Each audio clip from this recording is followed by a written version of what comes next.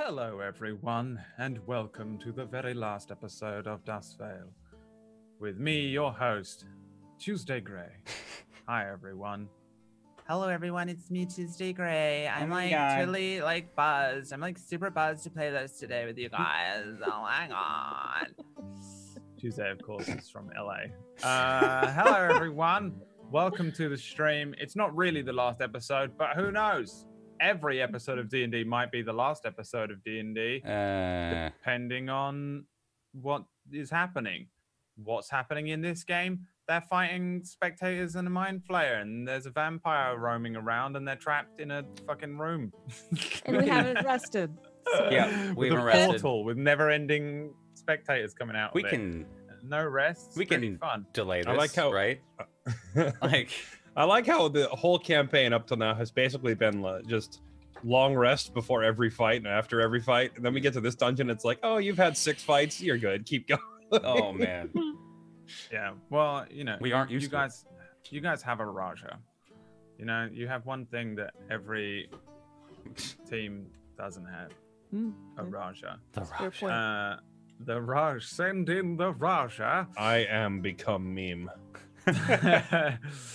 How's your week's been, people? I won't even ask Connor because I know that he's been up for 27 hours straight, and that frankly sounds like a you problem, Connor. Okay, get your shit together. Yeah, get a job. I have a job, thank you very much. It's talking for a living. I know, and that's why you've been up for 27. That's the joke. The old r/whoosh. I wouldn't have it any other way. Stop wasting energy. You need to sit in the like Obi-Wan in the pink walls part of the Phantom Menace when he just sits calmly. You need to do that until the beginning of the game. Nobody speak to Connor in the chat. None of you can speak to Connor either. We're going to speak to HJ Tenchi instead. How you doing, HJ Tenchi? No, I'm resting my voice for the one day that I actually do something useful with it. All right. No one speak to the Tench. How you doing, Fairlight Excalibur? Voice is shot. Yeah, no, you can tell. That's terrible. Go get yourself a nice hot mango juice. Like, that's what you need for. I don't think that. I'm not. It's not mango. Do I look like I care for people? I don't know how to. I would love to see Brad take care of like one of us if we were sick. Yeah, it would be right. Weird. It's like you would die. Depending on what you would... were sick with, you would die. You've got pneumonia and aspirin, and I wouldn't even ask. You sleep. Just die slowly in the room while I was doing something else. That's all that would happen. Soak the celery in the mango juice with thyme and mint. Yeah, exactly. Stuck on the end for about 5 minutes, then hot, cold. He just pours the hot tea on you. Yeah, like various different things. Like eventually it'll work. Like if Emma gets the cold, he's just like, just go to the hospital. Like just save yourself the time. I'm sorry, hot mango juice, maybe. No? I'll give you some hot mango juice. If the hot mango juice doesn't work, hospital. I'm out of ideas. Every time. That's all there is. That's all there is to it. Have you ever had any hot mango juice, Tuesday Gray? No, but also I can't talk because I'm too nervous about the mind flayer. That's fair enough. Jay, are you ready to talk? Yeah, I don't know what to talk about though. We're gonna die. Fuck you for the DC on this fucking chest. So we've had an entire week to think about how to close the box. Has anyone given it any thought? I haven't. I do. I have an idea.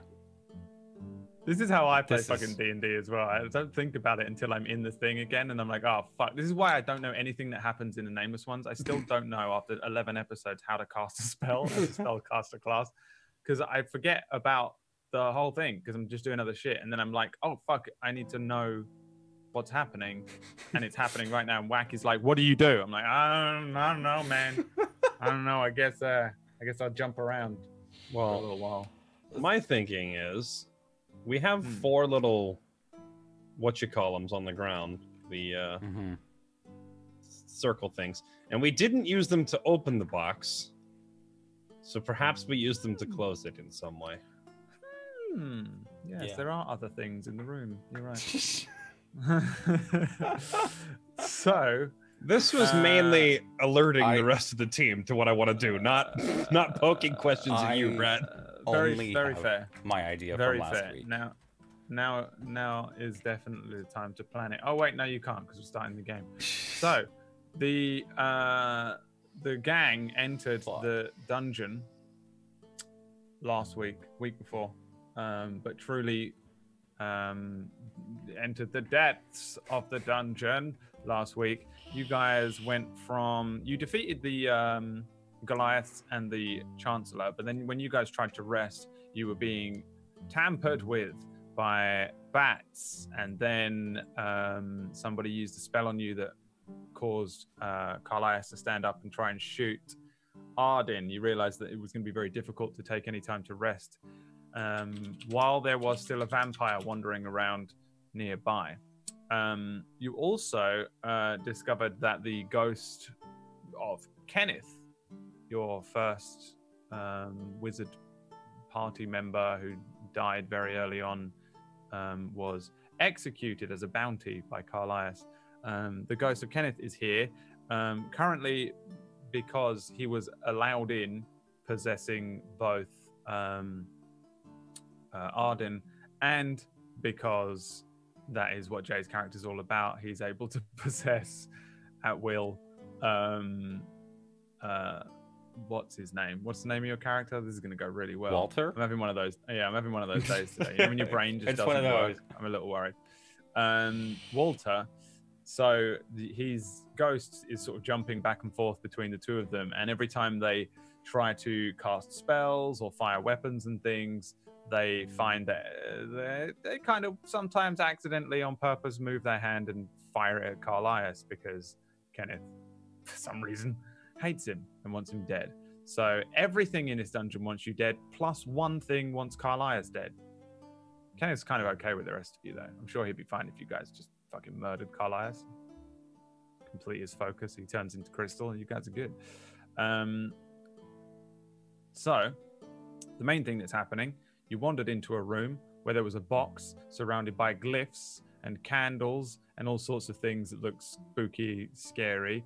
You noticed that there was a knife indentation on the front. You placed the sacrificial dagger into it, and it opened the box, but also activated inside the box this portal to what appears to be maybe the Underdark, and it is constantly spewing out spectators at you. You've been killing them. They're not particularly difficult to kill, but the constant flowing of the spectators is difficult. From behind you, you heard the vampire Stellion activate the runes on the wall, which I forgot to mention. There were 4 sections of a poem that detailed the sort of history of the primals, which is what Solomon claims to be, is who knows. And you touched those, it opened a thing. He touched them out of order, it closed it again. So you're trapped in a room with a box constantly spewing out spectators. And that was when you decided it would be a great idea to summon a mind flayer, didn't you? You were like, hey guys, let's summon a mind flayer because we like mind flayers. Yeah, and that's where we're picking up from today's sesh. You still haven't fixed the overlay on stream that says Farlight Excalibur, have you? I'm sure I did. I will never change it now. Nope. You need to claim that quick. It's too far out of our hands. Sorry.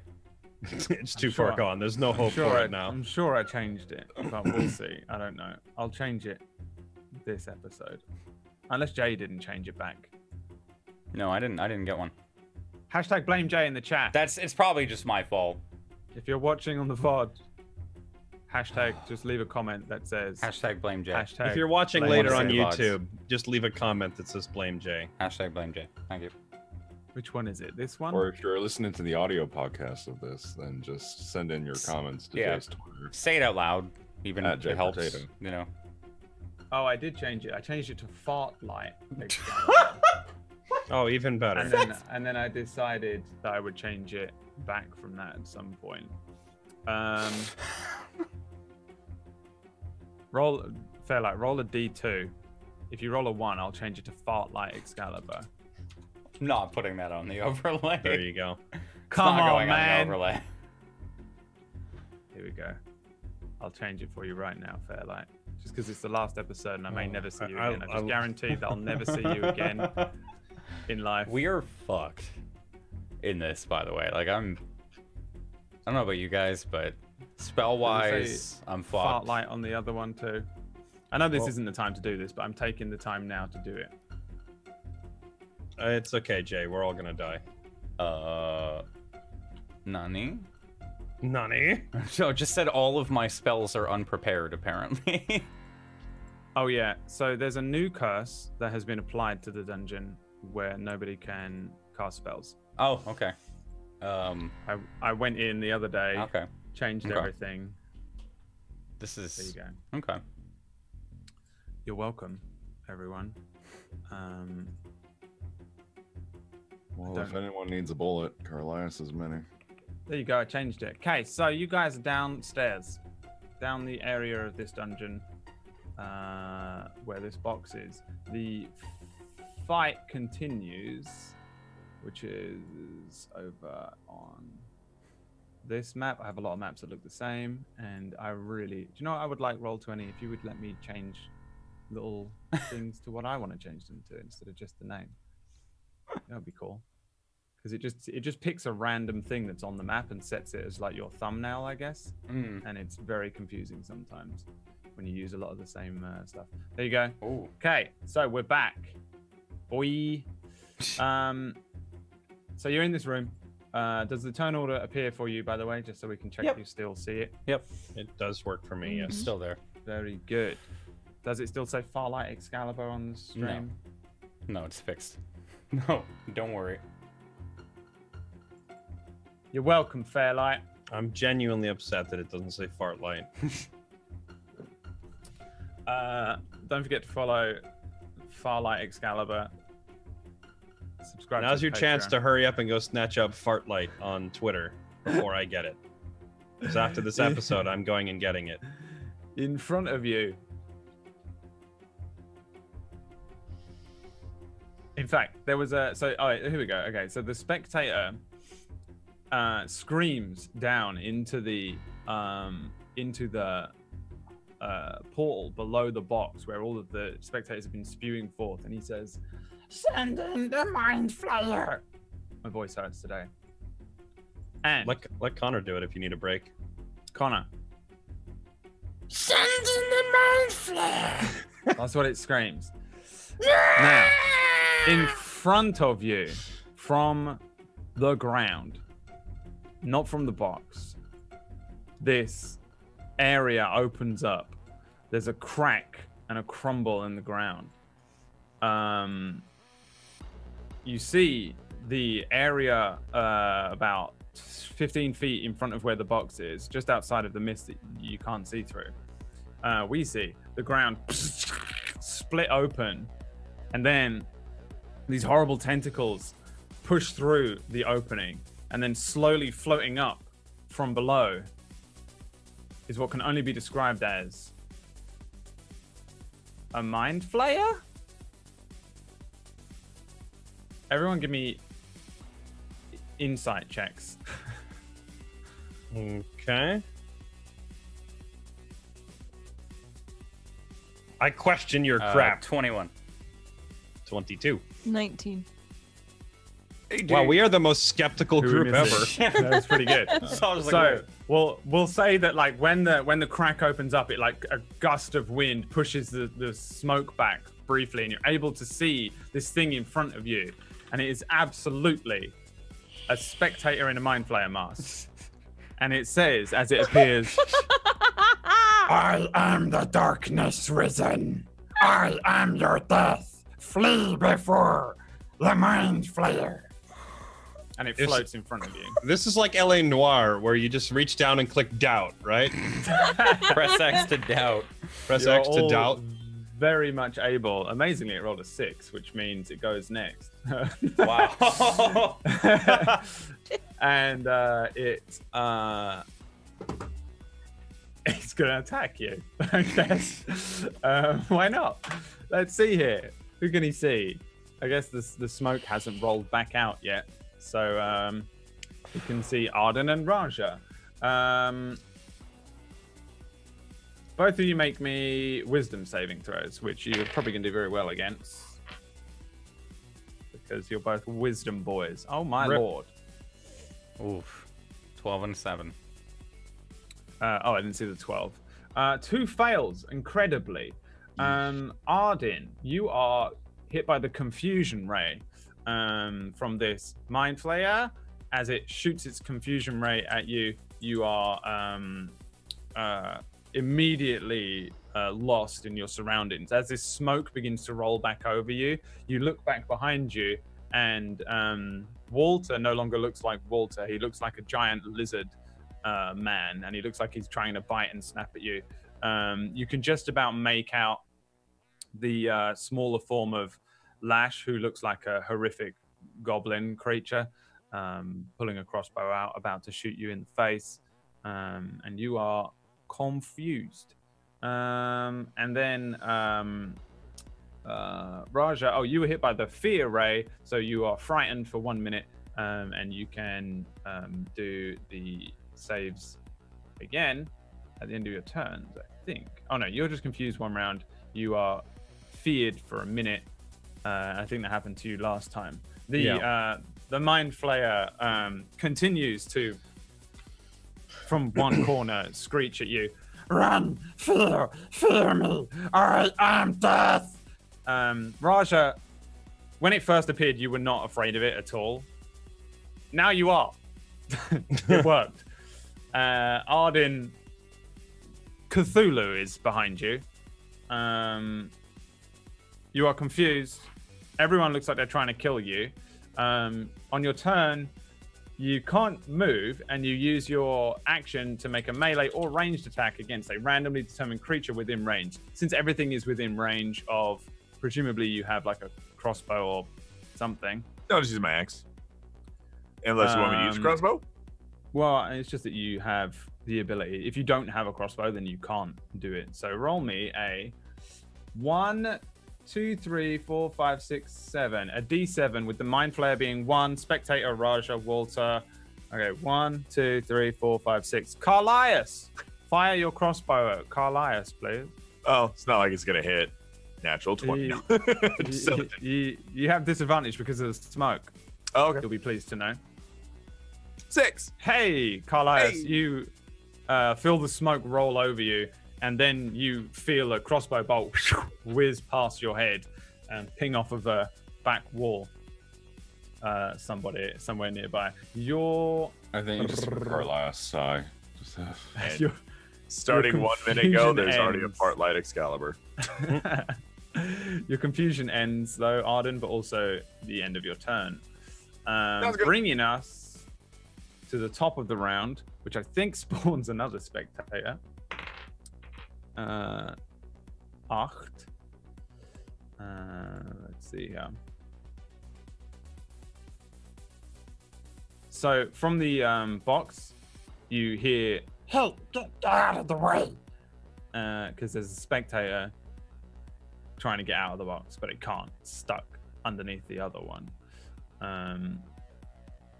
What happens when a thing is forced to end its turn on start its turn? Or no, it's not. It's just in the same spot underneath it right now, I guess,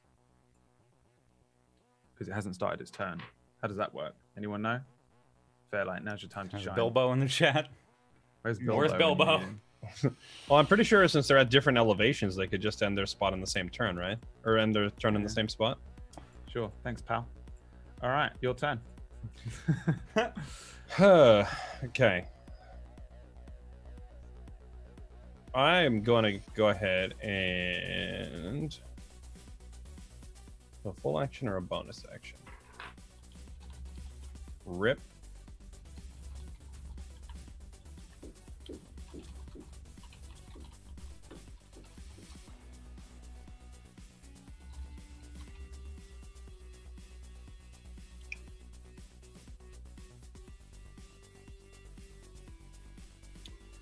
Yeah, I'm gonna cast protection from evil on myself.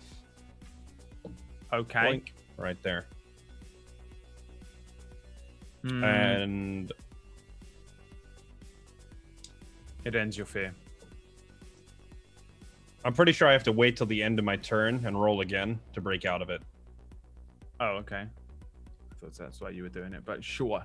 Well, I am doing it to not be feared anymore, but I don't get to. I have to. I get advantage. It says if the target's already frightened, target has advantage on any new saving throw against the effect. Okay. So I'm gonna do that, and then.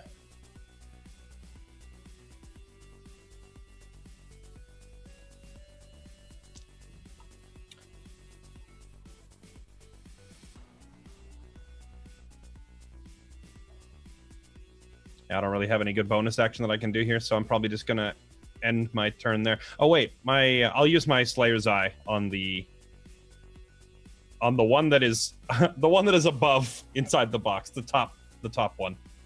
Okay.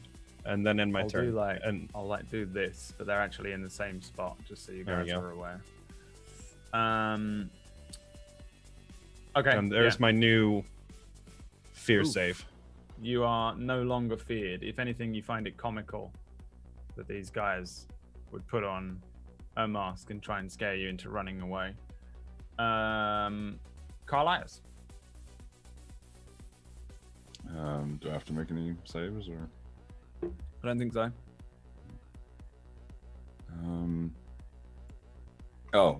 Carlos is just going to spend his action reloading both guns. Okay. And that's it? Yeah, pretty much it. Okay. So Carlisle just chambers a bunch of rounds, ping, ping, ping, ping, ping, ping, ping, ping, ping, into his guns. The spectator that is behind Lash, the one which originally said, this one is injured, by the way, just so to keep you guys so you can remember. He looks across at each of you who do not seem to be afraid for some reason of the Mind Flayer and says, "Guys, it's not working. They're not scared."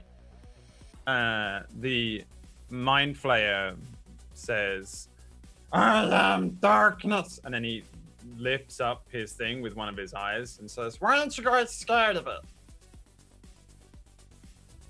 The one behind where you are, Lash, says, Kill the witch first. She burns everybody, okay? And the other one says, "Okay, I'll kill the witch. Where are you guys anyway?" And then the one behind you, Lash, is gonna bite you. Oh man. Hey! Are they still speaking in deep speech? Yes. No, the point it said, why aren't you okay. guys scared? It didn't. Oh, It okay, said okay. that common. Lash, you take 5 piercing damage. This spectator Ouch! behind you just goes, ow! It's biting your shoulder.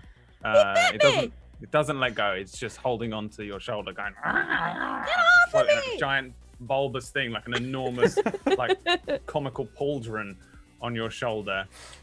Is just it's eating you. It's trying to eat you. Walter, the witch. Is that okay? So they are calling me that. All right. Yeah. All right. I've been calling you a witch the whole time. Yeah, I thought it was last session, but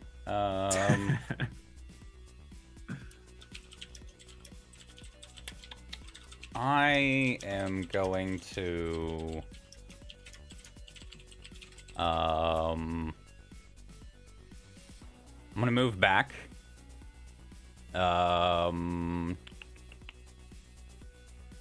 Try and pop off 2 shots over the Mind Flayer up top, if I can. Of Eldritch Blast. Oh, you're moving away? Yeah. All right, well, Oh, I yeah, so that would be what's your AC? 12. Bite the witch. The one which is just coming out of the box. I'm gonna use shield to up my AC +5. Does that make it 17? No. No? Yeah, Fuck! that's what it rolled. Oh. Actually, I think it gets more anyway. Okay. It rolled, it rolled just a little. It's Bite the witch. Yeah. and the 2 of them try to bite at you. One of them actually does. You're like bringing the shield spell up, and it probably just like nips at your arm a little, and it bites a ribbon of flesh out, and you get 3 piercing damage. Dead. 3? Okay. Dead. Okay. And then, do I There have are to do also it? eggs laid in your arm. Do I have to do a D2 to shoot this guy or no? I want to go for the one up top. Yeah, how many are you firing? Just 2. Both of them? They're separate, aren't they? Yeah. Yeah. Then roll me 2d2s. Okay. He can't even see Carlias, can he? Well, it's only lash. A 1 and a 1. Okay. Then roll me your attack Okay. rolls with disadvantage to hit Carlias. Disadvantage and disadvantage. A 13 and an 18. What's your AC, Carlias? 15. 15? So the smoke clears because an Eldritch Blast is forced. Yeah. So there's just these 2 areas of smoke that one just launches by another thing comes out of the smoke, Carlias, and then you just bang, smacks you in the head for 1 damage. yes! 1 force Thank damage. God. From somewhere deep within the recesses of your mind, Walter, you hear, "Ha! Got him!" No, we really have to stop this, man. We're gonna die. Are you kidding? It's the end of my turn. The spirit of Kenneth is loving it. sakes. This is so great. Yes. The spectator, which is kind of slightly higher than the other spectator, moves to here, which Lash and Carlias means you get opportunity attacks if you would like to take them. Ooh, but of course. Just hit with the rapier like I would if I was attacking. Yep. You just get 1 free attack.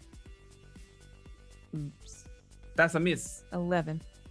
Yeah, you just this thing just disappears over the back of the box, but not before Carlias puts a bullet in it. Give me the dams. Big dams. That's a 7. I can't count today. I can't even remember the names of the characters, so I'm probably not going to get any of these HPs correct. You murder it in 1 shot. No.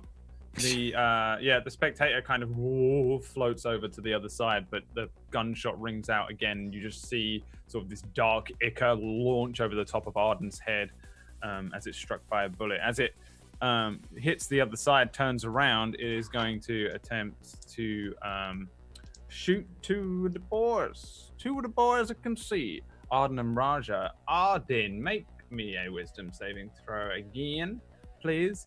Is this the new one or the old one? This is the old one. I mean, I don't want to, but I can. And Raja, make me a Constitution saving throw, please. Oh boy.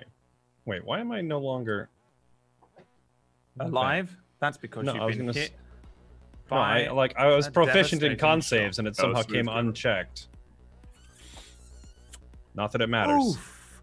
The first ray hits you, Arden, and you've recognized the feeling again as this confusion reign. For a moment, the world like flickers. For a couple of frames, everybody looks weird and freaky again, and then you just shake off the effects of it.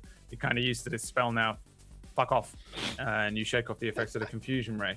However, Raja, you are hit by a paralyzing ray, and you are now paralyzed for 1 minute, and you can repeat your saving throw at the end of each turn, ending it on a success. So it was a con save.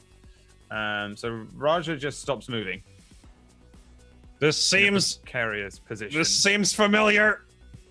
And yes, unfortunately, you are once again in this campaign paralyzed by a spectator. That's where he ends his turn. Yes, yes. And then it is Little Lashizzle. Was it the one that is south of me that bit me, or the one that traveled across the chest that bit me? There's one biting you currently on your Oh, back. he's still attached. All right. He's I'm just gonna- straight up trying to eat you like dinner. I'm gonna attempt to skewer him with my rapier. All right. Here we go. Give 21. me, that is a hit. You Okay, also and I have have People sneak. close, so I get sneaks, right? Sneaky There's boy. 6 piercing. Here comes the sneak damage is 13 for 19 total. How would you like to kill the one that's biting your shoulder currently? I'm just gonna jam the rapier in and twist it about a bunch and say, "That'll teach you to bite me!" And then just kind of whip him up and sling him off of it. Yeah, he says, and is launched somewhat not too probably far away from you and deflating like an old basketball nearby as you murder the spectator. And is that the end of your turn? I'm gonna disengage over to the southwest corner. Okay. Can I bonus action put that candle out? Can I douse the candle with a bonus? You can, because you have the ability to do that. Do that. Yeah, I'm gonna douse the southwestern candle. Just for fun. Okay. When you do so, it's a tiny little candle in a brazier. Mm-hmm. When you douse the candle, this kind of section of the room is immediately drenched in darkness, and the illumination of the candle, which was illuminating the glyph, puts the glyph out. Ooh. And was that what that was? It was there, right? Yeah. Because it's on the same layer. Yep. This is going to be annoying. Oh my god. Roll 20. That's my turn. And Above oh the yeah, darkness, and boys. also you put this candle out. Bam! It's probably not going to do much fancy. for the darkness. I don't know. Did it? I don't think it Yeah, changed yeah. the darkness, but for me, it changed the candle, which was awesome. Yeah. So yeah, you put the candle out, which puts the light. It stops lighting up the glyph on the ground. Nothing happens in terms of the portal doesn't close and the spectators don't vanish, but there's no longer the glyph, and it's very obviously gone as well. For you, Lash, probably no one else can see that the glyph is gone because no one's within range in the smoke. But you are very aware that you just put a candle out and it put one of the glyphs out. Is that the end of your turn?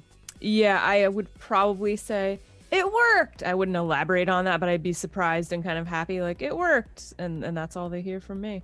That's my turn. Okay, let's see. Yeah.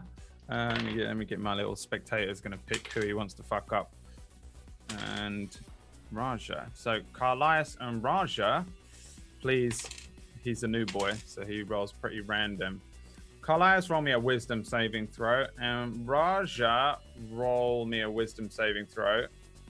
Can you concentrate on things if you're paralyzed? I have no right. idea. I'm not sure on that one either. Paralyzed creatures incapacitated, know. can't move or speak, automatically fail strength and dex saves. Attack rolls have advantage. Any attack that hits a creature is a crit if you're within 5 feet. So, Bilbo? Huh. I would assume... He can't move, but he's still mentally focusing. I don't know if Yeah. it doesn't say anything about it. Like, You just Google the words. Concentrate while paralyzed. 5 AD. Apparently, I've written 5 AD. You also say that it's a new one, so it's a random choice. Yet paralyzed is still chosen, regardless. This is the first hit. It's the first time you've been chosen, at least not by your own party. This time. for now. I don't know. I can't tell. I feel like you can probably. I'll let you control concentration, yeah, because you're just physically paralyzed, I think. So I guess your brain's still working and functioning fine. So yeah.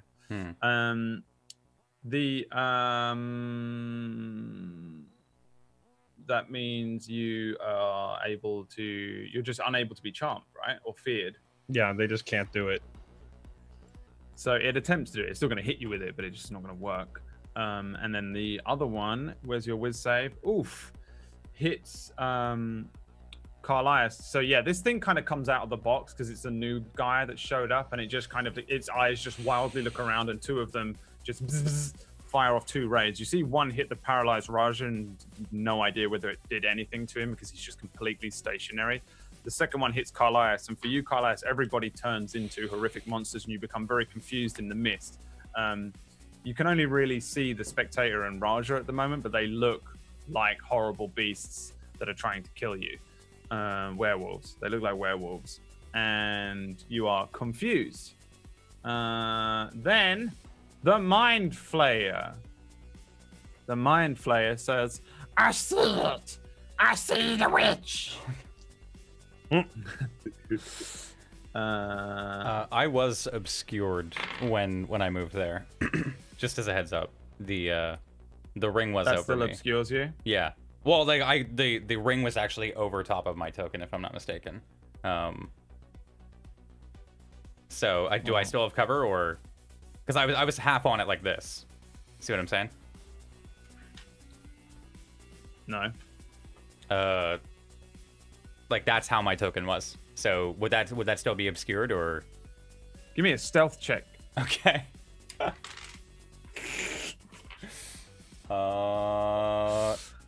6. Nah, you got a leg sticking out. Leg. Fuck, man. There's a leg sticking out. Glad I got a leg. Mind Flayer says, I see your legs, bitch. Just his head is inside the smoke. He's like, they can't see me. Oh yeah, chat's right. The fog is one to the right. That's why it looks weird. Focus one to the right. Get my leg. Did I move it into the wrong place? It's 1 square too far to the right, but it wouldn't matter if I failed that. It was there before? Yeah. Yeah, that looks more like it. Okay. I see a leg. I see a leg, bitch. What I'll do is he'll just fire 1 ray at you instead of his possible 2. Let's see here. Give me a wisdom save, please. Oh fuck, these are my worst. How far can it move? Did you make me wild magic yet? No, you didn't. 9. 9. Fuck. It's a fail. He lands next to you, and well, you have the fear condition. In that you you're frightened. You fear. Let's see here. You have disadvantage on ability checks and attack rolls while the source of your fear is within line of sight. And you can't move closer to the source of your fear. However, the thing does come over to you. This thing just suddenly moves over towards where you are, and you see it now in front of you. Just all weird Mind Flayer mask made out of wood and painted really nicely, but then there's all these things out of the side of it. The thing is, you probably don't fucking know what a Mind Flayer is, but I mean, this is clearly just one of these things with a mask on. Okay. Either way, it's next to you and you're scared of it, and then it is Arden's turn. Yeah. His dumbass is still trying to close the box, probably. All right. So yeah. What are you doing to try and close it? You're just physically trying to close it still? Move around. Yeah. What's your AC? Doesn't matter. The other one tries to bite you as you leave. I'm in the bog. Well, it could see you. Yeah. Because you were within its threat range. But it doesn't matter. It rolled a 2. Yeah. He's just going to pull the dagger out. The dagger's out, isn't it? Yeah. Lash already pulled the dagger out. We did, yeah. Okay, There's no dagger in it. Close the box because he doesn't know that the lights are working. All right, give me an athletics check. Ooh, do I get advantage because I have the Fearbolg movie thing? No. Damn it. You grab the top of the box, and there's just a fucking great spectator there as well, looking at you with all of its eyes. You grab the box and you can't do it, and this thing is just looking up at you like, you guys are idiots. Then from underneath that spectator, you hear, you guys are idiots. There's another one appears.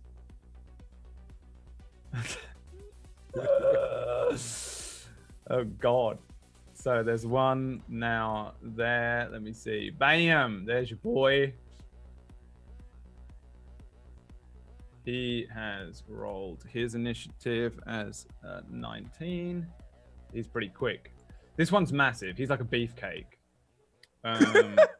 He's huge. He's like slightly larger than the others, and he's like got muscles. And his eye stalks have like biceps as he's coming up out of the thing. But Raja, it's your turn. I can do nothing because I'm paralyzed, so I have to end my turn. Enjoyable. Give me a con save. Yeah. Reroll my con save. RP and debuffs are kind of killing us, right? That's a 10. You stand still. Completely still. Yep. Beefcake spectator appears over here. Carlisle, you can shoot him. if you want.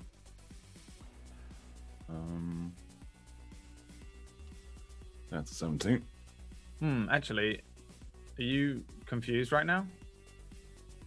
Oh yeah, sorry. Oh. All right, so then no. He just appears, floats over to one side and says, "Right, what's the hassle?" Beefcake Spectator is going to attempt to slap Arden in the head twice. What's your AC? 18. 18? Yeah. One spectator eye stalk just poof, spanks you around the head. It's like being hit by a golf club. Oh god. You take, well, it's not that bad. You take 5 bludgeoning damage. Okay. And So he this says, what was Tiger Woods' wife's name? Is that who we're fighting now? Is that too old of a story? no, we're on my channel still. What was her name? Because that's his name. Let's What see. is Tiger Woods' Tiger wife's Woods. name? Wife. Ellen. He says, Ellen has arrived. You're all going to pay. Carlias, you're Not good, not 2 confused. years old. There is a horrific, terrifying thing known as Ellen, and multiple werewolves surrounding you. Roll me a, let's see, 1, 2, 3, a D3. Arden 1, Spectator 2, Raja 3.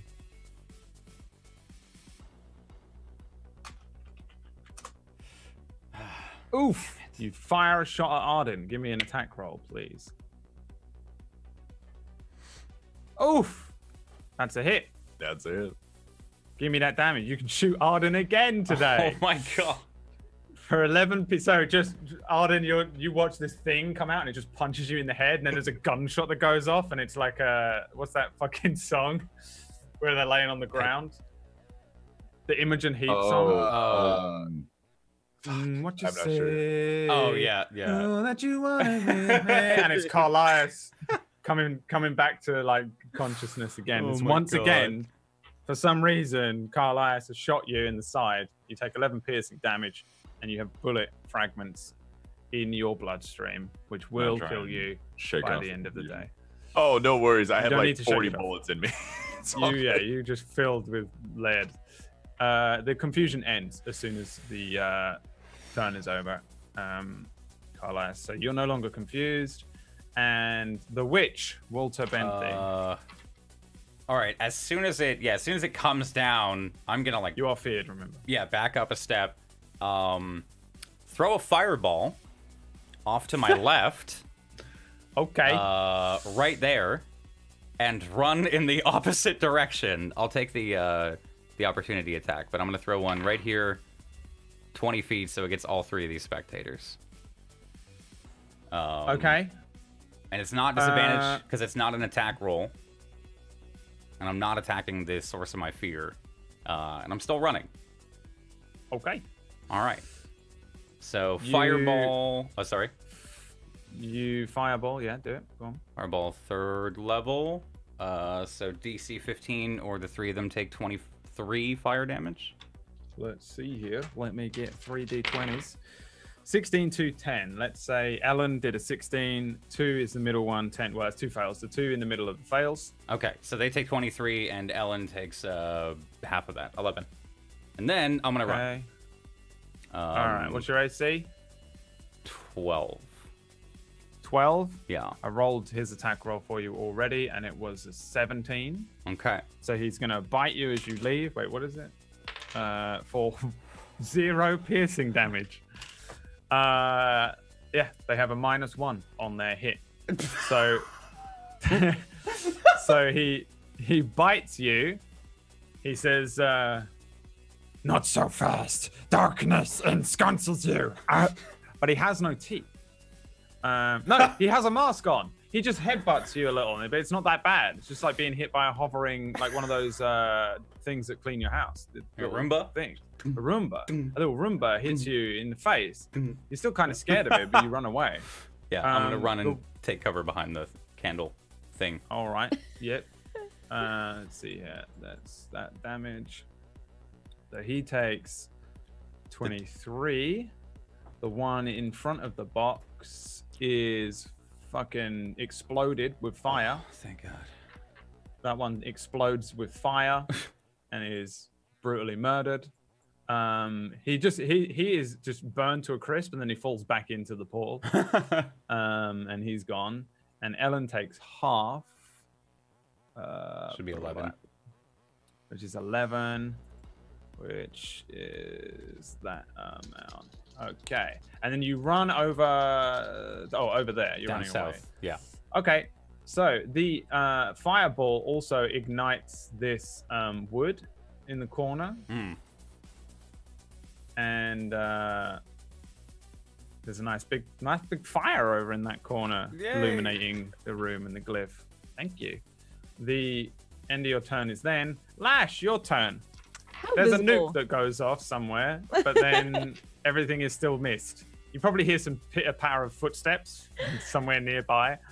Do I hear, smell, or see the fire that has started? Give me a perception check. Okay. Yes. Even through the smoke, you can sense that there's a very large fire in one corner of the room. There's a huge amount of heat, and also you guys are like air sealed in here, so oxygen is starting to just dramatically leave this room. There's maybe a little wisp of oxygen coming from the Underdark out of the portal. Okay. Circumference-wise, about how big around is that fire? Something you could douse with a water skin, or is it pretty big? Pretty big. Okay. I'm gonna fly across the room. So I gotta select this and douse another candle here. Okay. Very easily done. You douse that one. I move. Destroys a glyph. My bonus action, and now I would like to attack that spectator that is southwest of me by shooting him. This is Lash's fight right here. Bonus action, interact objects, fire some fucking shit off with friends in sight for it to set off. Good. Yeah, okay. She finally learned how to. You did it. You're targeting. You're targeting this one, right? I wasn't actually. I was targeting not Ellen, but the one that. Ellen's in the mist anyway, so. Yeah, I don't think I can see Ellen, sadly. That is a hit. You get sneak attack. Okay. Or do you not get sneak attack? She wouldn't get sneak attack. I'm not moving. Gotcha. So nobody adjacent. So we'll just do 9 damage. Okay, so you pop an arrow into this guy. He doesn't even know that you're there, probably, because you just flew over everyone's head. Turns around. Where did you come from? Ow! There's an arrow in his back. His bulbous back area. Before I end my turn, I will shout. Oh, okay. Sorry. Yeah. I'll shout at him. Douse the candles. It makes the glyphs go away. The spectator says, "Hey, shut up!" and fires 2 rays at you. Give me a wisdom save and a constitution save, please. Ryan out monkeys. Okay, there's a wisdom save. Whizzle. That is 11, and you said 2 con saves. Here comes 1 con save. Sorry. 11 for the whiz and 21 for the con. Okay, so you are paralyzed. You sure you don't have that backwards, Brad? Nope. She made the con save and failed the whiz save. Oh wait, yeah, no, I'm reading the wrong one. You are feared. And so yeah, you are frightened of this one that tells you to shut up. Oh no. Let's see. So you're the same as Jay, basically. You can't move closer to it, and you have disadvantage on ability checks and attack rolls while the source of your fear is in sight. So you're scared of this guy, and then it hits you with the damage thing, which you'll take half of. 14, 7. Take 7 damage. Okay. Necrotic damage as a two rays just. One of them makes this thing seem way more scary than it is, and then another one hits you with that kind of black damage that kind of causes like almost instant frostbite, maybe on like your abdomen, and it is going to fly over here. Oh boy. Yeah. Mind Flayer's turn. He says, did you give me a save, Jay? For the fear? No, you didn't tell me to. What do I make? Give me one. Yeah. At the end of your turn, you get to do one. What is it? Still scared. Wisdom? It's a whiz save, yeah. 7. No. You are still scared. He is going to roll an intimidation check, and he says, come out, wherever you are, little witch. Money. Give me a con save. Oh, I'm good at those. You 17. Let out a whimper. You grab your mouth before you whimper in fear. And so he has disadvantage on his perception check to try and find you. Jeez. He's gonna float around trying to find you. And then he's gonna end his turn. I'm gonna find you, witch. And I'm gonna eat you. Jesus Christ. Arden, it is your turn. Seeing that Raja is still out of the action, I'm just gonna reach over and hit him with Lesser Restoration and remove his paralysis. Okay, yeah. And then, how does that look? I want to know exactly what you do. Just go over there and just it's like one of those when you're gonna grab something hot and you just like touch it real quick because like he's just worried about other things. So it's like here, fix yourself, and then just runs off. Yeah, Raja, you are snapped out of it. You can feel your life returning to your body. Probably feels like pins and needles, but you are good again. And then I'm gonna try and make my way through the fog because I've seen Lash go and do a couple of the candles now that she said that. And so I'm going to move in the direction where I think she hasn't done one of the candles because she's been whooshing around. So I assume it's moved the fog a little bit. Ellen's going to try and slap you in the head.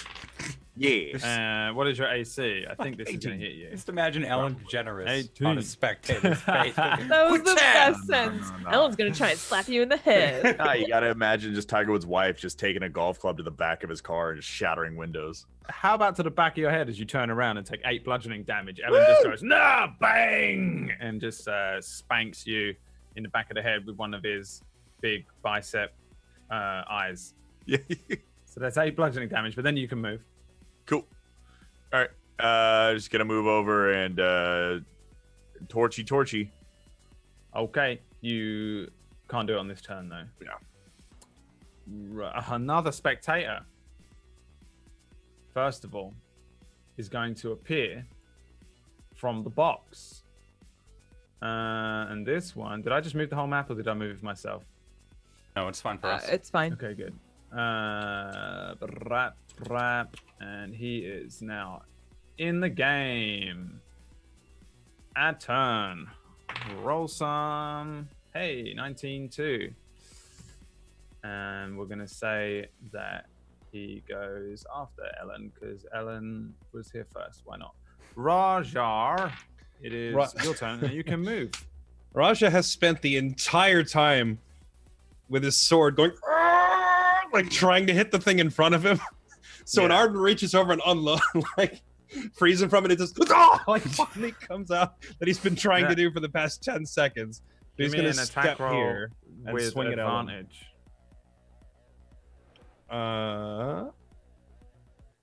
You can have advantage to strike the one that just appeared if you want.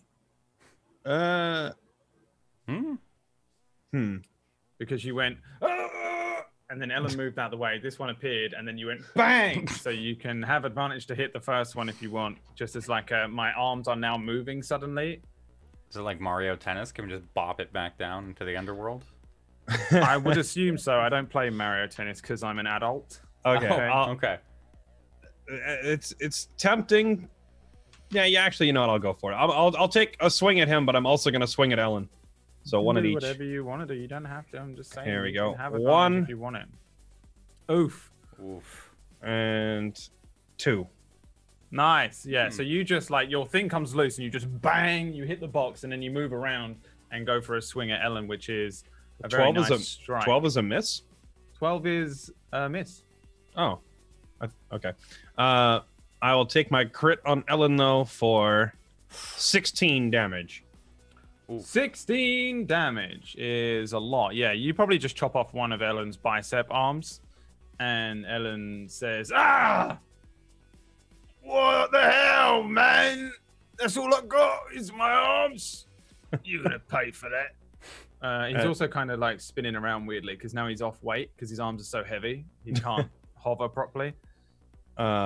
Also, thanks to the lovely Great Weapon Master feat, I'm going to use follow through and hit him again because I got a crit. I'll tell you what, I'm going to kill you. You better hope you kill me, you 9 damage. It's not enough. You strike him for 9 damage. You chop off one of his other arms. Whoosh. What? I need them. He's still got 2 left. He brings them up. Was Ellen hit by the fireball? Yeah. No. Oh, okay. Yeah. Sorry, Ellen was. Yeah, not the mind. Not. He took the half thing. Gotcha. His 2 arms come up, and now he looks like a fucking Geodude at this point. Just a green Geodude with a giant singular eye. And he says, "You're gonna pay for that, and I'm gonna eat your face." Roger's at the end of your turn. Like this to him. and end his turn. All right, Ellen's gonna try and eat your face. What is your AC? Oh. 19. Hey, Ellen's actually gonna eat your face. Hey. breaks it. Ow! Since he's not slapping you, it's not as bad. You take 3 piercing damage as Ellen just attaches himself. He's literally doing this and then gets scratched. Oh, you're quicker than you look. Like one snaggletooth is dragged down your face. And he says, "See? You're dead. Dead." But you're not. How much was that? 3? 3 piercing damage. Okay. The other spectator is going to launch 2 attacks at Carlias. So, pal. I don't need to roll the dice, do I? Roll me a whiz save and a con save, please. Oof. You are confused again. Hey, but you're only going to take half of this necrotic damage. 10. You become very confused all of a sudden as you're hit by another one of these confusion rays. This is just, you're probably feeling sick, a little bit weirded out. There's smoke everywhere. People keep transforming back and forth from werewolves. You force shots hitting you, crossbow bolts launching past you. There's a fucking spectator called Ellen who's just screaming in one corner. And then you get hit in the sternum with this necrotic force, and it is going to deal 10 necrotic damage to you, and it's cold and uncomfortable. But lucky for you, it's your turn. You are confused. Don't you shoot me, Carlias. Roll me a D2. 1 is Raja, 2 is the spectator. Don't you shoot me, Carlias. Listen, I don't want to, but...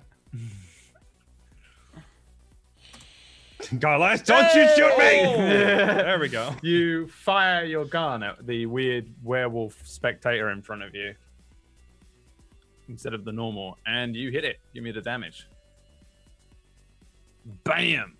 13. Do I only get the initial attack, or...? I think so, yeah. I think you just get 1 attack. Is that... And you, you just fire a bullet at this brand new spectator that just goes, "Ah, son of a bitch." That's the end of your turn, right? Yeah, it's the end of your turn. Walter. Do I make the whiz save now or after? I think it's at the end. Is it the end? You can repeat the saving throw at the end of each of your turn. You can do your turn. Okay. So I'm going to... I think that's enough. Is that 30? Yeah, 30. So I'm going to run up to here. And I'm going to cast Prestidigitation on the fire and just do a large gust of wind and try and put it out if I can. It says I can do a small puff of wind, but it also says you instantaneously light or snuff out a candle, a torch, or a small campfire. Give me what is your spellcasting thing? Charisma. Give me just roll a charisma check. Okay. See how Nat 20. Fuck yeah, you can put out any fire. You put out both fires. Okay, so I just want to do like you just do gust of wind, the spell. It's just beautiful. Yeah, you just walk over to it and just and it's just wild magic pretty much. Yeah. Your wild magic thing goes off and you do the prestidigitation, which is normally just like a little it just boom puts the fire out. From inside your head, Kenneth says, very impressive. Yeah, thanks. It happens sometimes. Thanks. Oh, you don't have control of it? No. Do you? Yes. Oh. Yes, I studied for a very long time. You're still not taking over my body, Kenneth. Are you sure about that? I've never been more sure. We have things to focus on. The spectator that attacked Lash before. What's your condition? I am paralyzed. Feared. Wait, which am I? You got yeah, feared. You're You're paralyzed. Yeah. All right. He is going to fuck you up. Let's see.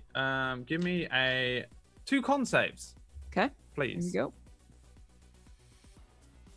First one, 17. Nice. You are not paralyzed. Second one, 21. Nice. You only take half of this, 16. Oh, so shit. you more see damage. him like he's like edging towards you as he comes over towards where you are, and he's licking his giant lips as he's moving towards you, and all of his eyes are moving around. Oh, this one's gonna be tasty. Hey, has someone taken a bite out of you already? And then he hits you with 2 of these rays. Let's toughen it up. And you shake off the effects, even though you're quite scared of this thing coming towards you. The first effect doesn't get you. The second one, you're able to kind of skittishly move out of the way somewhat, and you just feel it like hit one arm. You feel that cold necrotic burn almost down one arm as it hits you with its wounding ray, which is what it's called. And then it's your turn. I missed my fear roll. Can I make mine real quick? Oh, Sorry. yeah, do it. Yeah. Okay, thanks. Sorry, Tuesday. 18. Nice. Yeah, you break the fear. Okay, cool. Thanks. Now, I'm still afraid of this dude who's right in front of me, the spectator. You're still afraid of him. Yeah, you can't willingly move closer to him. Sure. And you have disadvantage on ability checks and attack rolls while you can see him. Okay. Well, I'm pretty afraid of him, so I'm probably just gonna shoot him. I'm not really familiar with fear, but I guess would I just take off? Yeah, if you want, it's up to you. Basically, you have disadvantage if you try to make an attack while you're next to him, but also you can't move towards him. You can move away from him if you want. Yeah. Sure. Well, I'll dip over here, and provided I can still see him, he's gonna try and bite you though. What's your AC? Oh no. Yeah, I didn't say I disengaged, did I? It's 15. You're good. He does try and bite you. And then 24 from Sweet Song. That's an 8 piercing. Okay. Yeah. You fire an arrow and it smacks him in one of his big lips. Bite that! 8, yeah, let's see. He bites it. He eats the arrow. Oh, It's God. not tasty. Oh, Is that the end of your that's turn? my turn, yeah. Oh, does she get sneak attack? No. No, one she can. she attacked this one instead of Oh, my bad. these. When you go running past Walter, the Mind Flayer one just kind of watches and hears or something. It's able to perceive where you are, and he appears behind you. Oh my Oa! Nani? Nani? That's good. Two terrifying eyes appear over your shoulder. Give me a whiz and a con save, please. Okay. Now, since you said that was a wild magic thing, does that mean I get my advantage back? No, it was a flavored wild magic thing. Fuck. All right. 11 on the whiz save, and what was the other one? Con? Con. Con is a 20. Lovely, jubbly. You are feared again. God damn it. And you only take 10 necrotic damage. I want to use my reaction to cast Hellish Rebuke at 2nd level. So he takes 20 points of damage, half if he makes a dex save. Dex save? Nope. That's a 6. 20 points. So 20 damage, yeah? Yeah. So you just fucking like this thing appears behind you. Amaya was you, hits you with the fear, hits you with the wounding ray, and then just suddenly he ignites and just yeah. Fucking witch! As you deal 20 fire damage to him. And that's the end of his turn. Arden. I'm gonna put out the light. Yeah. All right, so you put out this candle. I'm gonna have to move this real quick because I can't get to it. And boom and a boom. So what this does, as soon as you douse that candle and that glyph goes out, you see an eye stalk appearing out of the box, Raja, Carlias, and the other 2 spectators as this next spectator is about to come up, and then the portal just closes and you just see the bottom of the box. It looks like there's something down there, but there's also now a eye stalk that just falls dead in the inside the box. You successfully close the portal inside the box. The box lid doesn't close or slam shut or anything, but it does look like a normal box. The spectators are still here.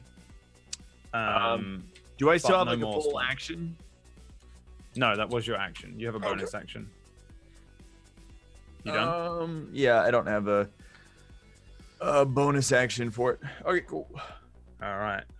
Raja, on your turn, Ellen looks down at the eye stalk and says, "Don't worry, the army's already here. Come on in."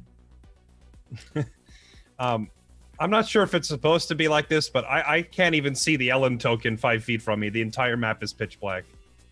Oh, you lost all sources of light, probably. Yep. Well, in that case, I guess it is just dark in here. Has anyone lit a torch or anything? Oh my god. Shit, no. Well, I believe I've been carrying a torch the entire time, but... No, we put them out for the fight, didn't we? Or, Yeah, oh no, was you gonna lit it. cast light. I mean, that works, yeah. Can you see? Why don't you see anything? No, I have a black screen and my own token, and that's the entire map. That's immersion, man. That's immersion. I dig it. I really hope that, like, To be one honest, day you should be able to see something. But we get can't, fan art I of guess. this. This entire scene. Yeah? Hey, you see, yeah? You see a little bit? I see a tiny bit around me, yeah. Yeah, okay. Did So I everyone else take see it a little this bit? this means we're fighting in darkness now, correct? You are now fighting in darkness, yeah. Okay. When Ellen puts up his dukes, I'm guessing I could like barely see that, but I'm gonna take a little bit of the blood from my can hear him. face, wipe it on the edge of the sword, and go to stab him in the face with it. And I'm going to wait for it. Cast Zephyr Strike. Hey! This is it. There it is. He said You the have thing. quadruple advantage All right. on any Zephyr Strike. attack. Zephyr Strike it is. Boink. On Ellen, yeah? Yeah.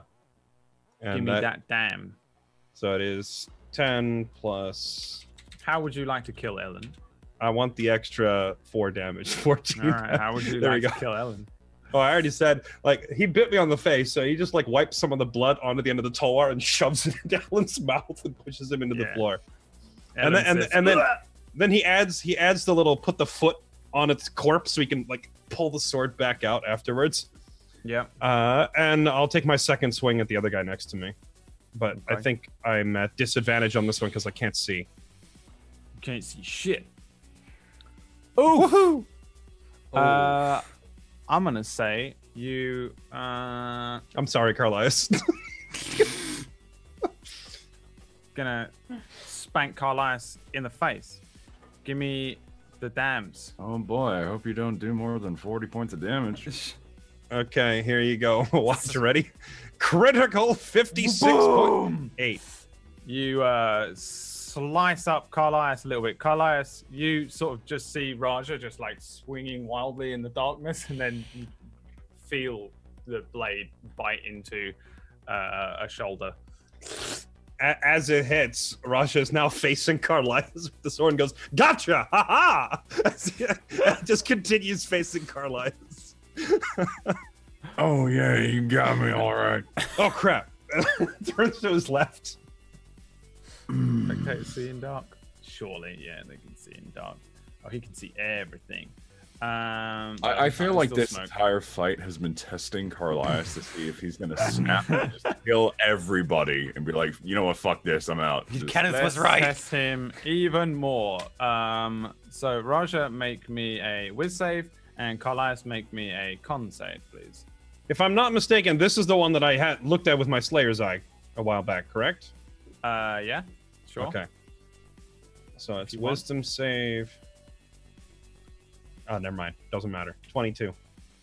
Yeah, you are not feared. And Carlias, you take only half of 26 fucking necrotic damage as he just. Oh god. Okay. You feel Raja slice you up, and then you feel a necrotic strike get you again in the sternum. It stings a little bit, but you only take half, 13 damage. And it is your turn. All right, immediately. Using my bonus to use Second Wind. Yeah. So that regains hit points equal to 1d10 plus my level. So 1d10 plus. We're level 8. 8. So that's 17 points of health back, Mm. which I needed. So thankfully, I still have dark vision, so I can see this spectator. Yeah, you should just be able to see what you can see, to be honest.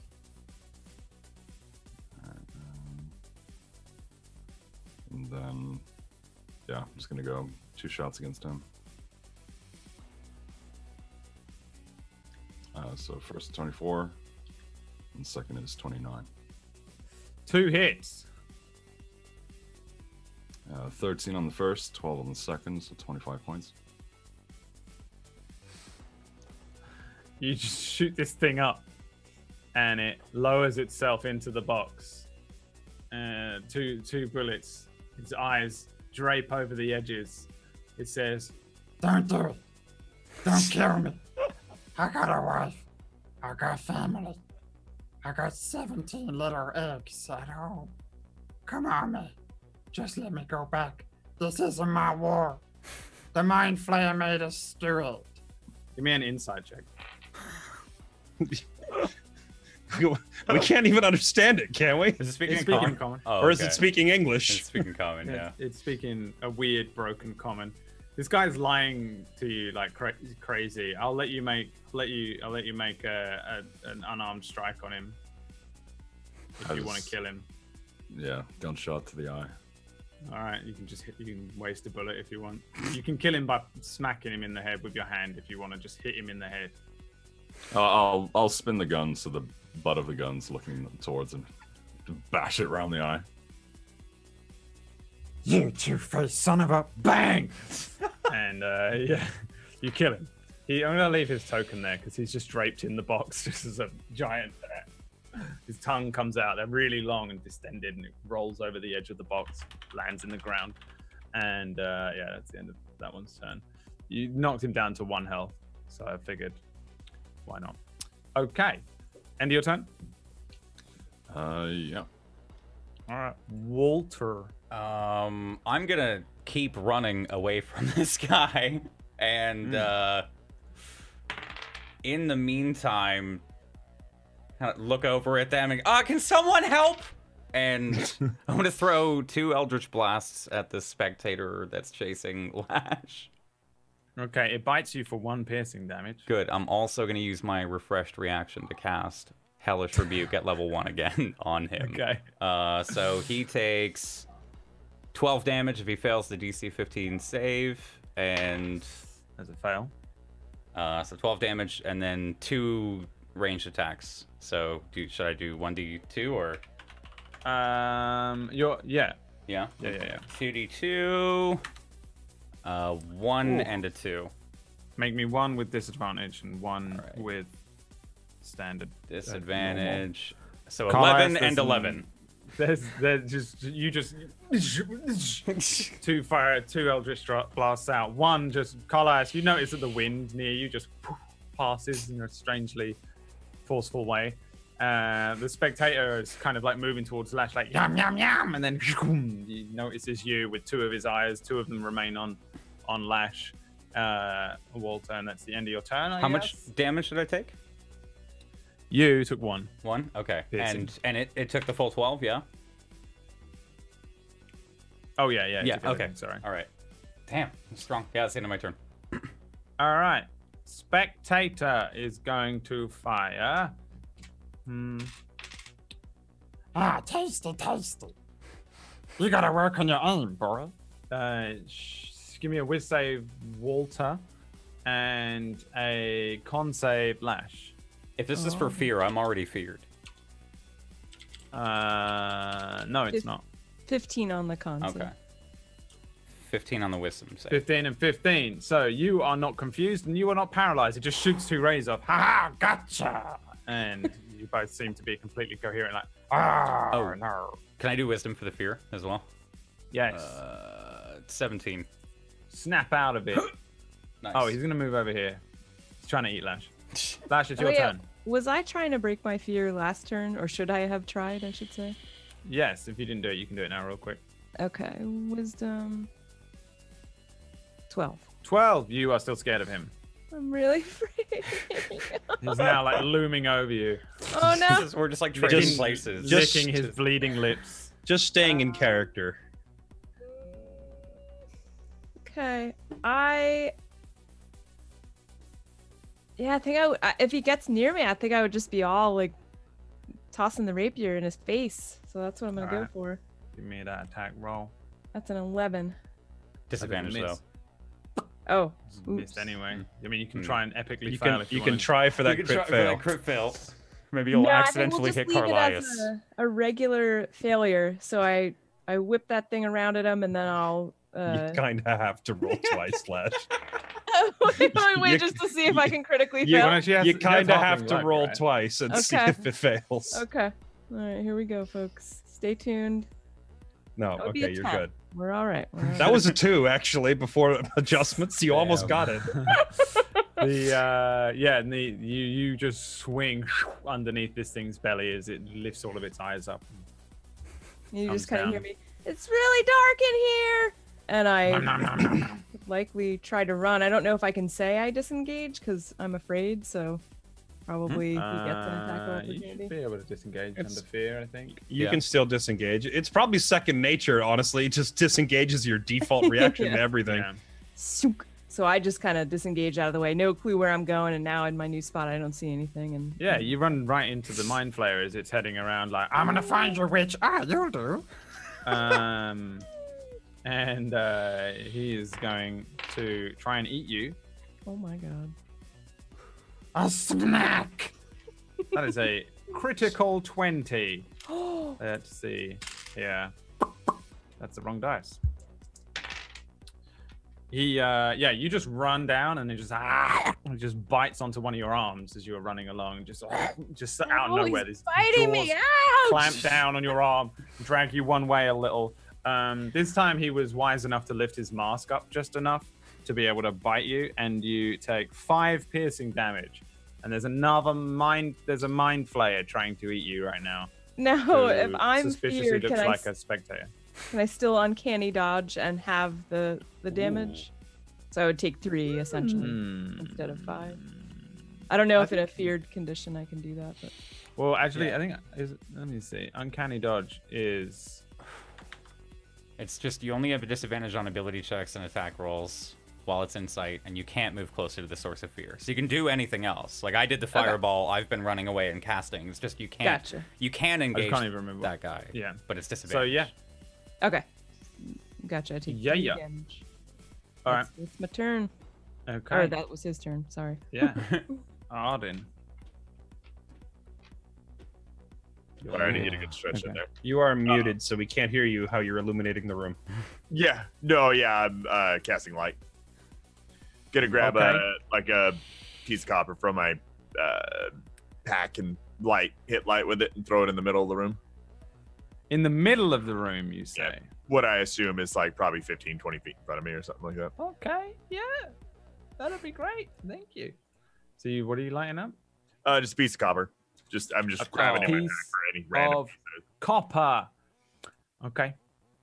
You throw a piece of copper, which is all lit up, and as you're throwing it, whipping, boom, boom, boom, you see the light travel over, and then you notice underfoot that this glyph lights up, and then the copper piece lands on the dead spectator in the center of the room.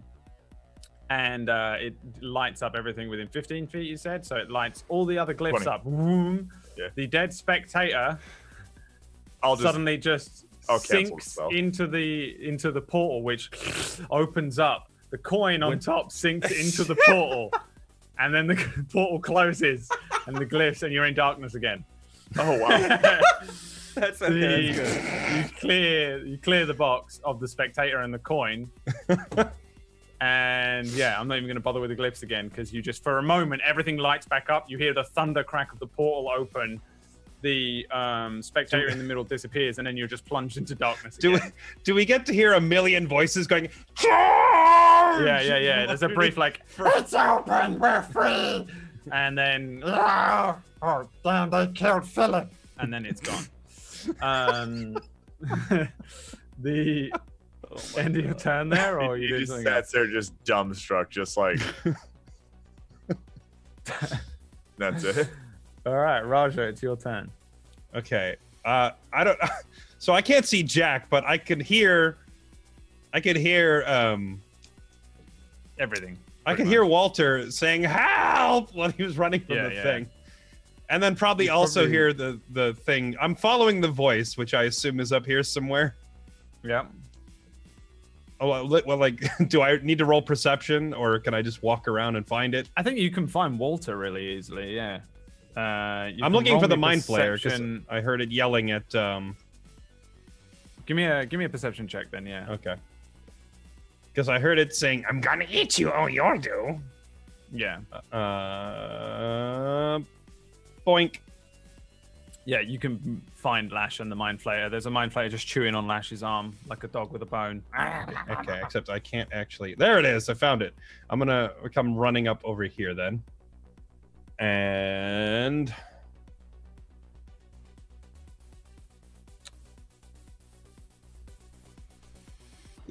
Zephyr Strike. Got nothing else to do.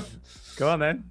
I'm gonna Zephyr Strike it, and just when it's biting her, just pick on someone your own size and try to stab it in the face with a 20.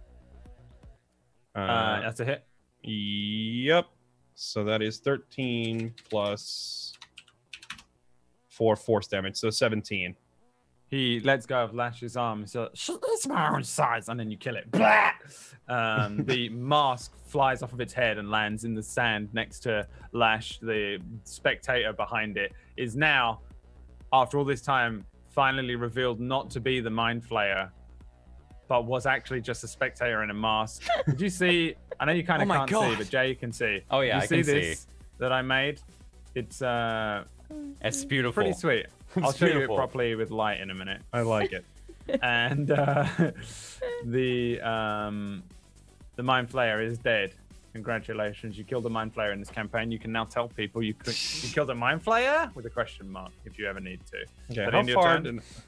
No, I'm trying to figure out how much movement I have, but I don't even know exactly where I moved.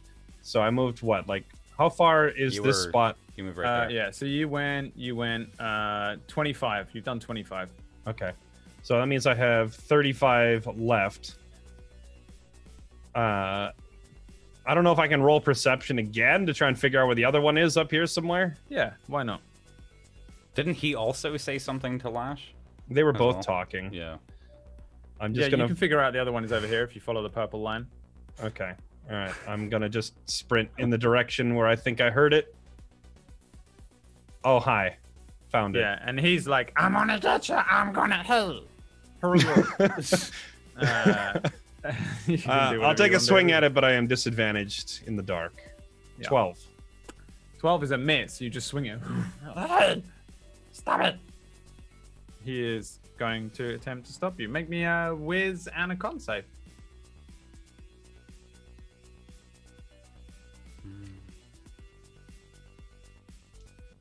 You're muted. You're muted somehow. That's really weird. Is this the same? Yeah, Nani. Is this the same one that was down here? That was there before? Yeah. Like I don't know if I have Slayer's Eye on this guy or not. I'm gonna say you do. Okay. So wisdom is 22. Nice. And you said con save? Yes, please. Okay, it is 10 plus. Come on, Slayer's Eye. 16. Half of 19 necrotic damage. So yeah, it just tries to hit you with a confusion ray. It fails, but then the nasty wounding ray launches another necrotic blast at you as it strikes you in your stomach. You feel that familiar cold pain. And he says, "Fine, I guess I'll eat you then. I'm getting hungry." Thank you, Slayer's Eye. Elias. I think you just get a normal turn. And you can finally. See he finally gets a normal turn where he's not confused. I know, yeah. All right. So, wait a second. I got to figure out how many bullets.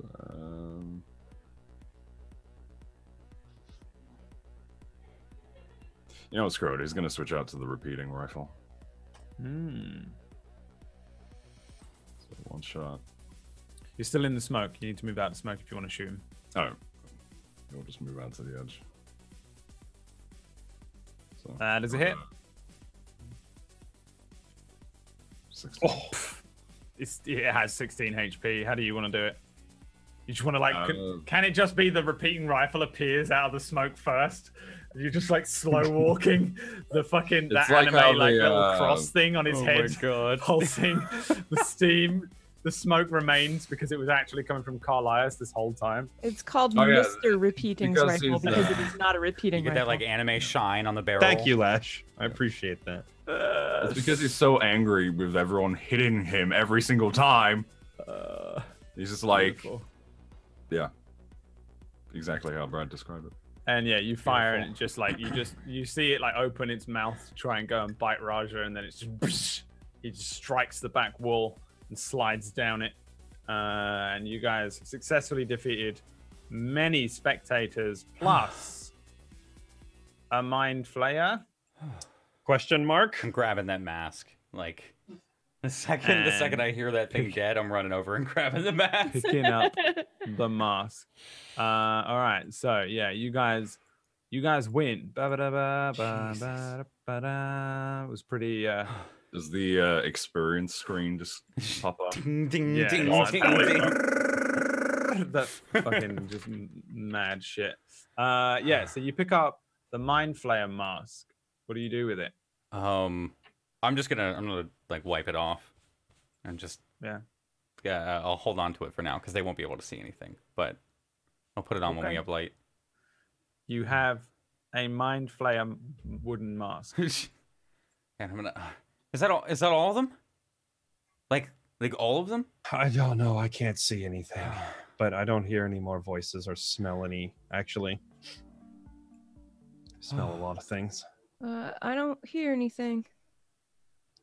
Well, first things we need to do is rest and heal. I am about to die, and it's not very fun. Raja just kind of You're about to die. Because you actually. Gunshot, gunshot, gunshot, gunshot. Raja just kind of slumps against the northern wall of the room. Yeah. And just kind of like has his PTSD kind of wearing off. And is kind of like looking down and sizing up the corrosive damage everywhere and just kind of not this time. Guys, I'm pretty spent. Yeah. If you guys give me time, 10 minutes, I can just keep healing us until we're good, but we need to sleep. I could use a nap. Can we I'm gonna walk up the stairs and find the cork, try and stumble and find the cork and plug it. I'll just cast light on myself. Yeah. You're gonna re-illuminate all of the. If no one's gonna stop, I mean, like he's offering to do it. Are you saying that out loud? Yeah, Yeah, I know. Not a good idea. Nope. In the dark. Oh, okay. There's a reason why we put up the torches. Oh, the glyph. I mean, if you go to a corner and you just only light one, maybe. Walter, use your little gust spell. Are the glyphs like? Are they inscribed in the floor? Are they drawn in sand, or like how are they created? You don't even see them. They're not there anymore.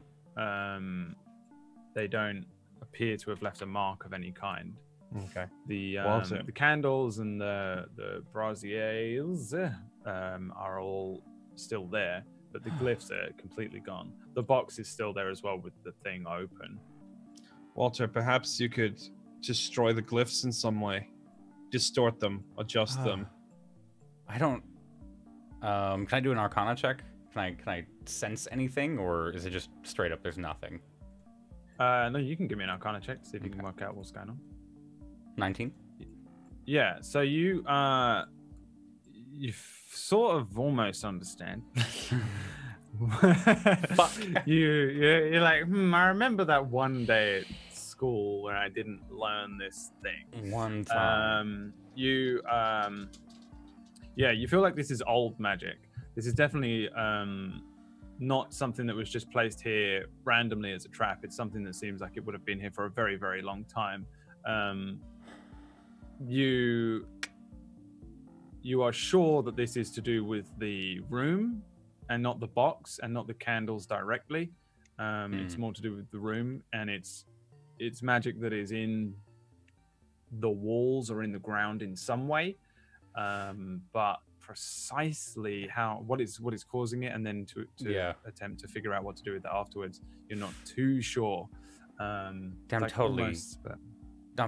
qualified for this in no way. Okay. Nope. But Raj is gonna pull himself up and kind of walk over there and just. Oh, I think by this point I'm over by the stairs. I'm gonna shine my lantern on just this one glyph. Yeah. So, you do that.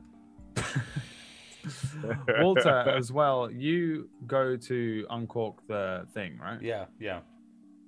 So Raja begins to light his lantern. Walter, you find the bottle in the smoke and cork it. That allows you to see now through this doorway. And on the other side of it is just like leaning against the wall of force is the vampire Stellion that you'd seen before. His skinny frame, his fine clothes. He's got new clothes because you kind of fucked him up last time. Yeah. And he smiles and looks around, and like you guys look bedraggled and weak, and then he just does that kind of like vampire fast run thing where he just vanishes backwards, and that's where we're gonna go to a break. Oh fuck yeah! I'm gonna like as I saw like we have a problem. All right, guys. We'll see you 3 to 5. Thanks everyone for tuning in. Don't forget to tweet out the stream. Don't forget to check out Patreon, and we'll be back in a few.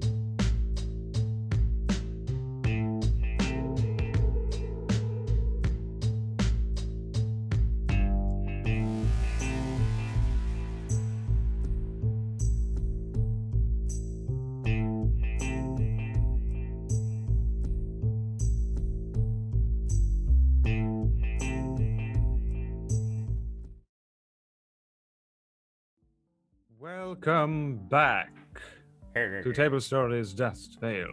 So, unfortunately for you, you alerted the attentions of our resident friendly vampire. Mr. Raja, you probably do the same thing as what happened with Arden just a minute ago, where you light your lamp really briefly, and then you hear that crack of thunder. The portal absolutely opens in the center of the room, and one of the glyphs lights up, and they all light up, and then you see the portal begin to open. As you close it off, you see that they all close again, assuming you just kind of go, whoop, whoop, kind of thing. Well, yeah, I was going to do it quickly, but I was also only going to illuminate one glyph. Does the portal still open off of just one? Oh, in that case, no. Yeah, you can illuminate one glyph. Yeah, no, I'm because I have the lantern with the hood thing over it, right? So I'm just like pulling it back up far enough to illuminate the one glyph in the corner and see if the portal illuminates. Okay. And if the portal doesn't open, then I'm just going to take a second and. Yeah. Now that with a little bit of light on it, how is it? Is it like carved into the floor, painted on the floor? It just kind of appears like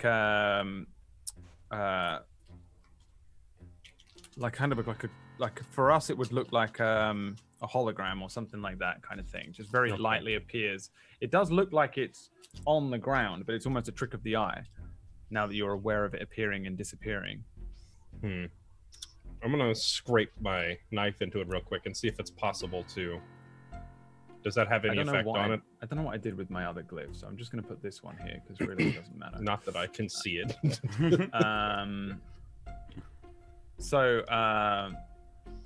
Yeah, well, you would have a little light while you do this. Yeah, you see this thing. You scratch at it and nothing happens. Yeah, you kind of pass through it. Basically, you don't affect it at all. Meanwhile, at the front, I'm like, we have a problem? Huh? What is it? The stallion? Stallion, he's right here. Oh! Is the force And I'll kind wall? of wander toward Yeah, I'll Walter's book it up voice. to the front. You still got the lamp on? Yes. Okay. Yeah, this one disappears. This one lights up. I guess since you have a lamp, what I'll do is I'll give everybody able to see what you can see for the other people who don't have dark vision. So you have 30 feet now, but it's hooded, right? I'll just give you that. It's not a big deal. If we need it, we'll be specific. Walter turns and says, Stellion's here, Stellion's here. You head over towards the other side. You notice that the glyph behind you sort of turns off. But then as you walk over this one and cast light on it, it sets this one. It lights up. It doesn't appear that the glyphs can be... It doesn't appear that they can be destroyed or disabled in any way. It's not safe to stay in here. Well, I mean, that's fine. I mean, as long as we don't light it up. But is he still there, or did he just ran off? He disappears, but then you see a kind of a blur touch each wall. You see that light up, and then he stops in the center of the other room. And I'm going to put him on the map just so you can see him. Yeah. But he's a little further back. You see the things have lit up, and then the wall of force drops, although you can't technically see it. You know how it works. Whilst this is happening, Carlisle is like, as they're walking over to the force wall, Carlisle is going to try and push the chest closed. Oh, yeah, you absolutely can. It just closes. You hear a lock. Is the dagger still in there? No, the dagger is in Lash's possession, I think. Okay. I didn't know if it was removed or not. Did you see anything in the box? Okay. Can you move the chest? Like, is it movable? How heavy is it? It's huge. It doesn't look movable. I mean, maybe you haven't tried, but you've been pushing this thing like crazy, at least while the glyphs were active, and it didn't seem to be able to be moved. But it's very large. It's more like a crate in size. Do you think Stellion will open this and that he'll think it's a present from us? If that's actually a thing you say out loud, then that's a thing you say out loud. Guys, if not, he's right there. We don't have a wall between us. What? He calls down to you immediately, but he's sort of relatively casual. He's standing there with his very fine clothes on. Again, you know that he's a vampire. I don't think you know how old he is, but he's very fine-looking gentleman. He looks like in life he was human, but even in life he probably looked pretty dapper. His skin looks pretty nice. He looks like when he was turned, at least, he wasn't very old. He kind of looks maybe like late 30s, but he does have a very pale-looking skin. He has kind of rings around his eyes, like black rings. He looks a little undead. But in terms of his clothes, he's wearing like extreme finery. It's really, really nice clothing that you'd expect from the highest nobles that you'd see at a chancellor's ball, perhaps. And he taps his foot a couple times and says, well, well, well, look who it is. My old friends. You haven't aged a day, sir. Very good. Still very quick-witted. I do wonder, none of you need to trinkle, right? I should hope that you wouldn't need to take a toilet break. Well, yeah, actually, now that you mention it. He says, he says, you want this box? That box, absolutely not. I want nothing to do with it. But you can look over stay to Lash, there just like, we're gonna give him the box. You can keep the box. He says, you know, my old friend Hunter used to say, when you're hungry, feast. And I'm feeling a little peckish, and why, you look rather weak right now. Let's see. Look over to We're Lash. not weak, Hungry. and we're not your friends either. Can I ready? You guys look fucked up, by the way. Half of you are like frostbite and blood and Is like there knackered. Like... any way for me to like ready anything if he charges? You can. Okay, I want to ready a polymorph spell if he runs at us. Quick question: how much? Please tell me you're polymorphing Lash into a T-Rex. Already a flame arrow.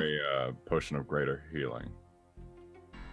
You're just sitting there chugging a potion of greater healing. Well, Carlias is like behind the chest, got the rifle out, just kind of looking up the stairs. He's gonna That's fine. He's like watching you. You guys can kind of do anything. He doesn't seem to be like, he doesn't look like he's gonna rush at you kind of thing, but he also looks like he's very confidently watching you. You guys know that you feel like shit, and he seems to be somewhat aware.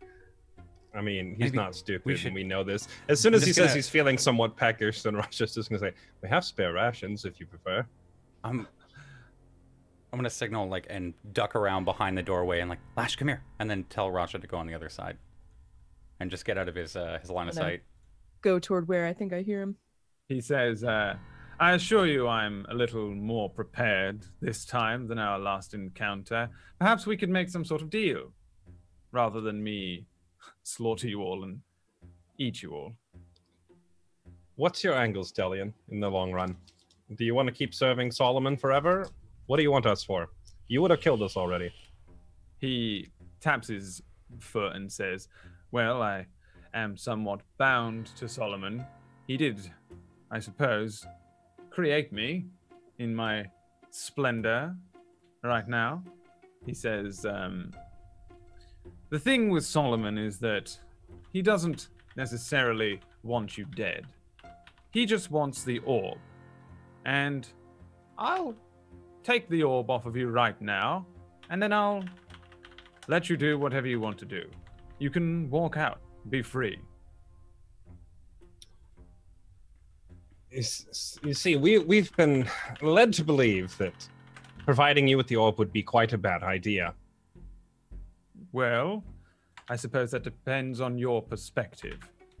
From my perspective, you are all doing a very, very terribly foolish thing here.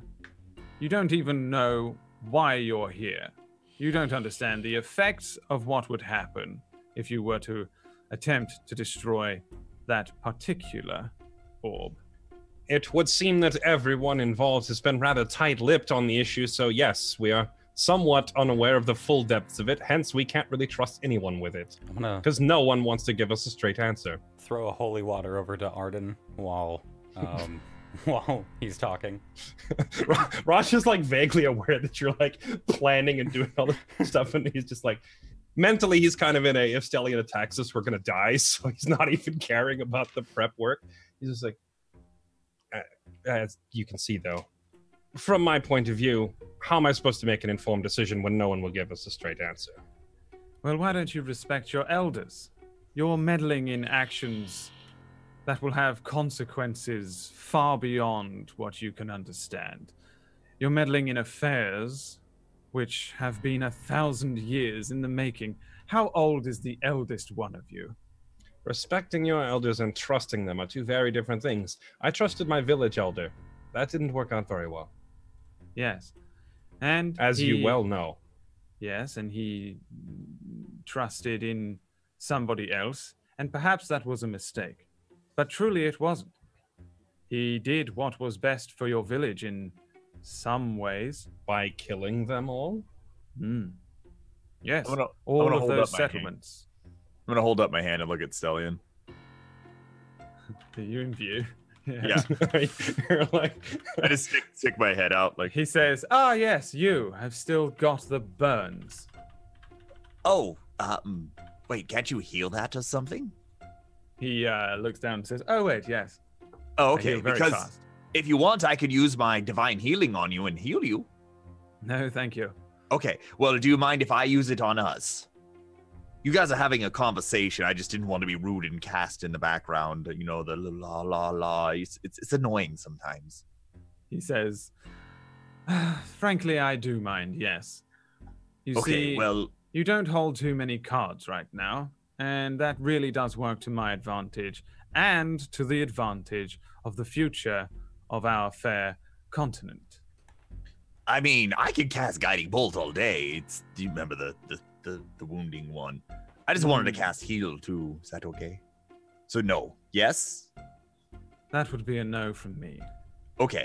I'm going to go ahead and probably just do it. I mean, I'm not going to do it. I'm just going to, and I'm just going to kind of slowly just move back out of sight. How high is the ceiling? Yeah. The ceiling in this room is 12 foot. Okay. Would I also have a line of sight on him from the...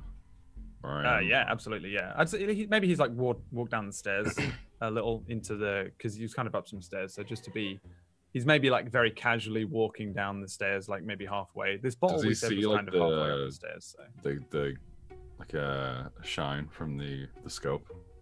Oh, he can see you fucking sitting there aiming a gun at him, yeah.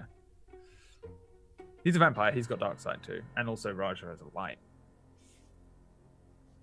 that's shining.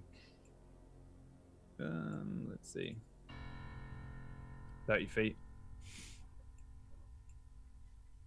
I mean, you would imagine, if you can see him, he can probably see you. It's probably the best way to put it.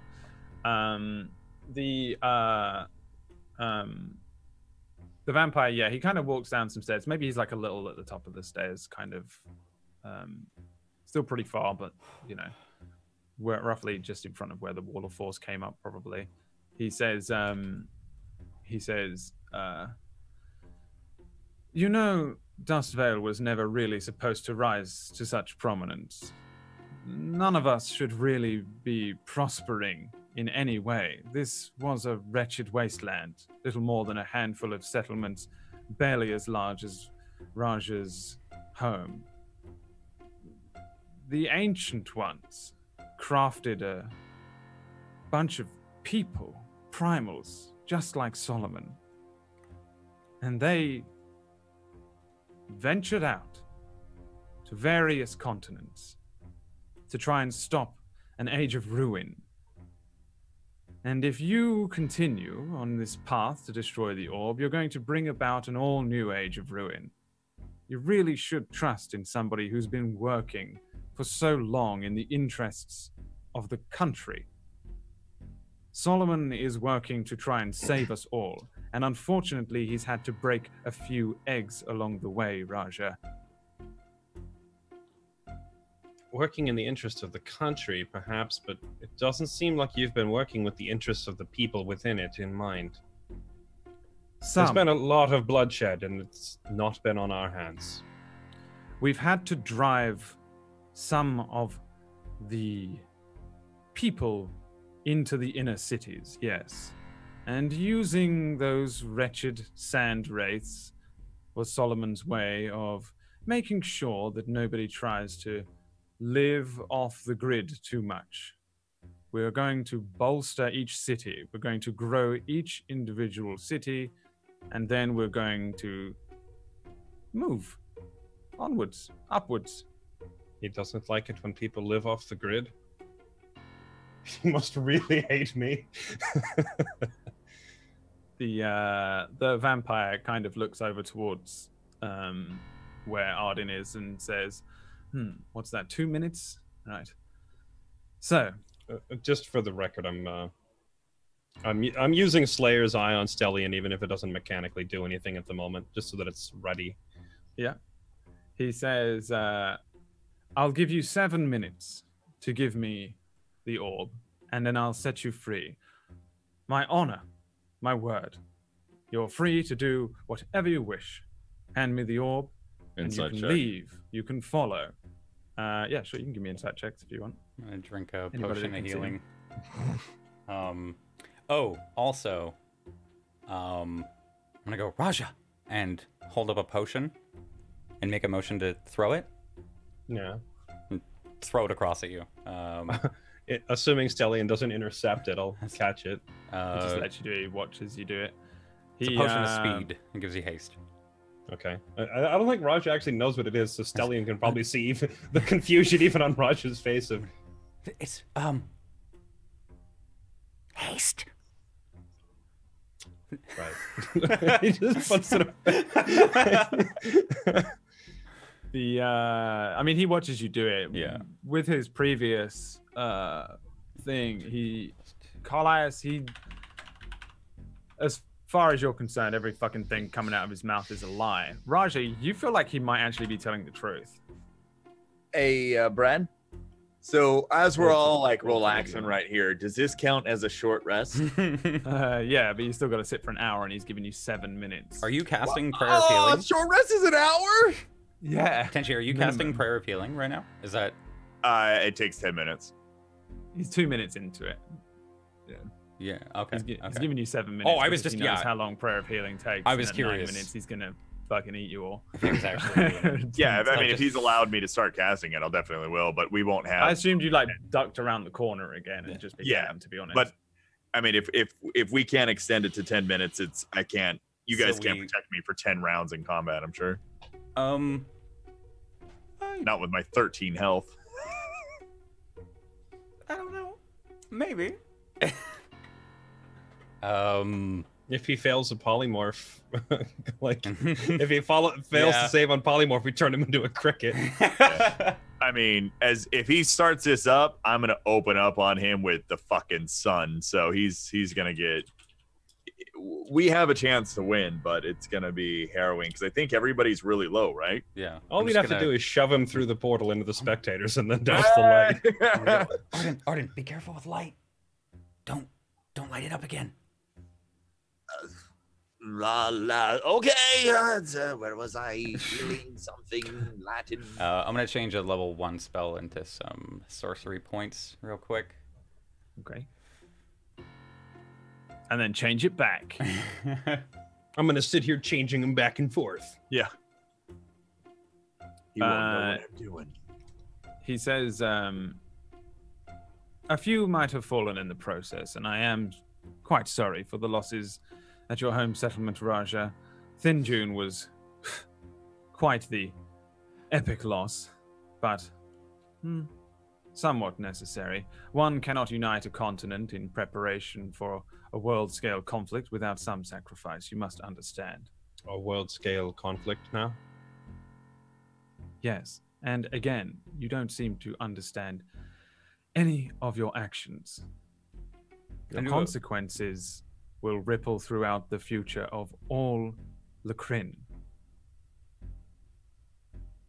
What did you want to do? I want to do a minor illusion of the orb and see if I can throw it over to Raja as well. Just kind of so that Stellian sees it go. Whoop.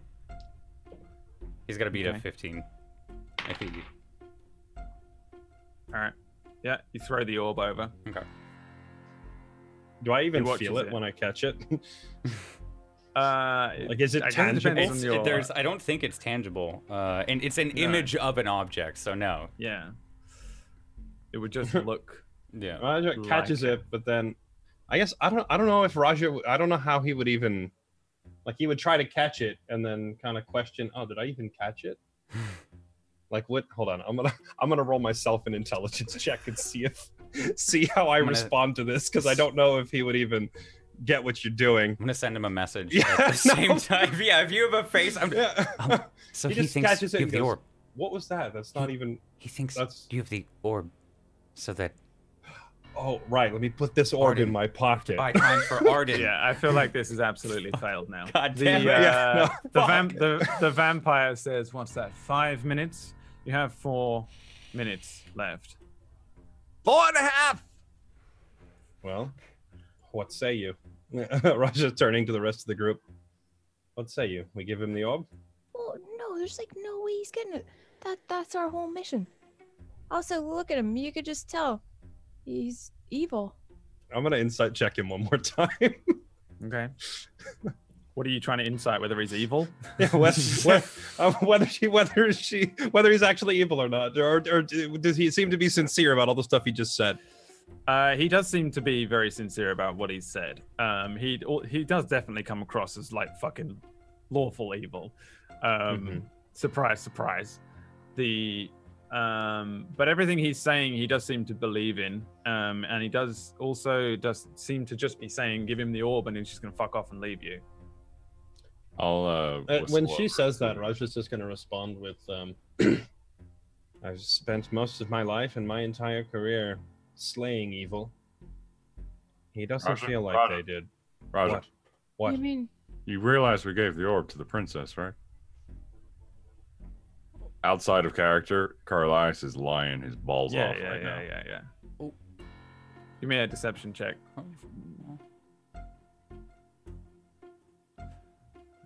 Cool. 22. The vampire doesn't seem to respond. I guess. Well, you tricked Raja with it. You what? Why didn't you tell me? I thought we all knew. When you guys left the cave, I gave it to her to protect. But I thought if we were coming in here, it was going to be too dangerous, and plus she has the armor, right? Right. We only came in here to try and scout out the place for her. I mean, isn't she supposed to come in soon? Like, at this point, I think Raja would know he's lying on purpose. Right. Stallion. Yes. You want the orb, right? Go get it. It's outside. He says, but I do believe when I last checked, it was in your right pocket, or wherever you put it. I think you said right pocket at one point. I'm going from what that? Carlisle puts his right leg out, pats his pocket. It's not there. Wherever it is, where is it? You put it in a pocket when you left the cave when you were with the princess, right? It's in his crotch. Like he's... Oh yeah. Okay. It's always been. It's in his pants. Then retcon. He fucking says it's in your pants. He knows where it is somehow, 100%. What do you mean it's in my pants? He says, I have a few little tricks up my sleeve too, and one of them I can turn into a very small little creature and fly around. Well, what do you mean in my pants? He says, come now, you're wasting time. No, I want you to answer. Like, I feel like we're having a gentleman's conversation here. What's in my pants? Cast me the orb. Raja visibly facepalm. He says, Keep he waiting. says, you have 2 minutes left to hand me the orb, which I know you have. 2.5. The orb, you're talking about my balls? You want these?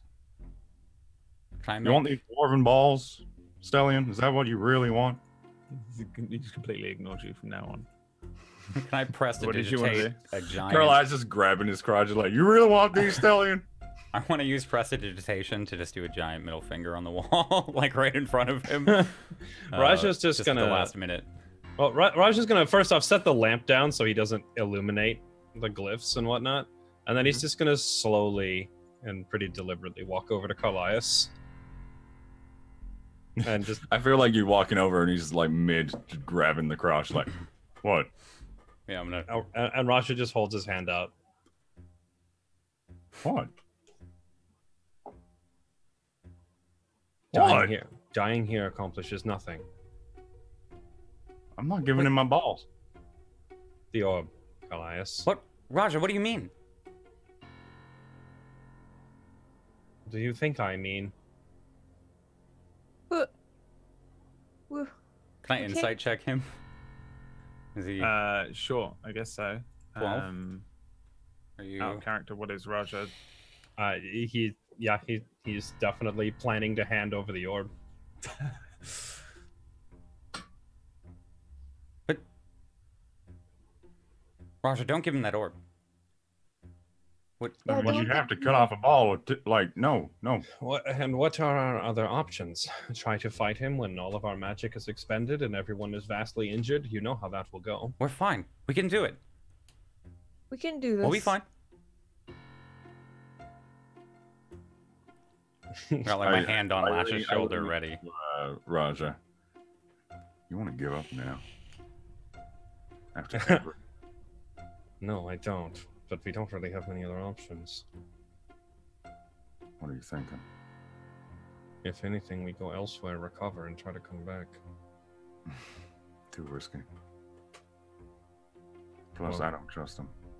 I don't trust him either, but I don't think we win in a fight.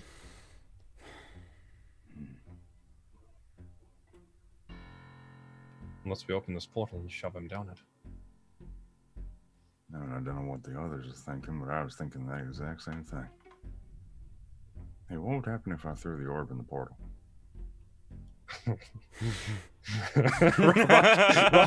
Raja actually starts cracking up over there.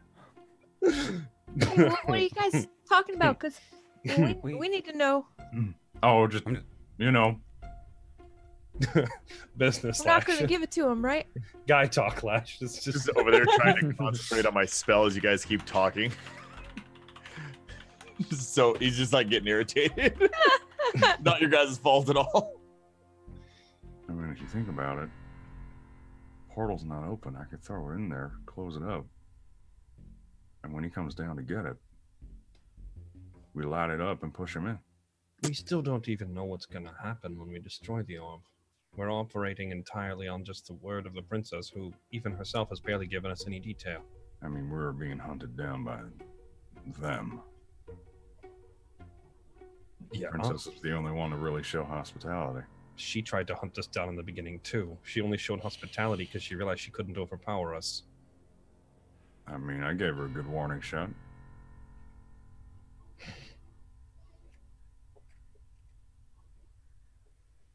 So Say what we then? throw it in the chest. He walks down, we activate it, push him in. But can I hear them? This is all whispered. Okay. Yeah, I'm speaking like as quietly as I can, although I don't know if vampires have some BS like infinite hearing ability or not. But hopefully they I don't know if he can hear everything we're saying. That's a risky play. I mean, it's better than giving up. He says, 1 minute. Oh, you need a minute? You take all the time you need, Yeah, pal. take your time. Don't worry. I'm gonna send a quick message to Lash and go, I need you to trust me. I'm gonna change you. I hope. Well, I was already changed. No, don't worry about it. It's okay. You'll come back. And then cut it off. You just hear her say to no one, okay. And can we hear anything from the hallway? Like, is he moving at all, or just deathly No, still? He's just standing there. He does appear to be watching you, but he's giving you the minute.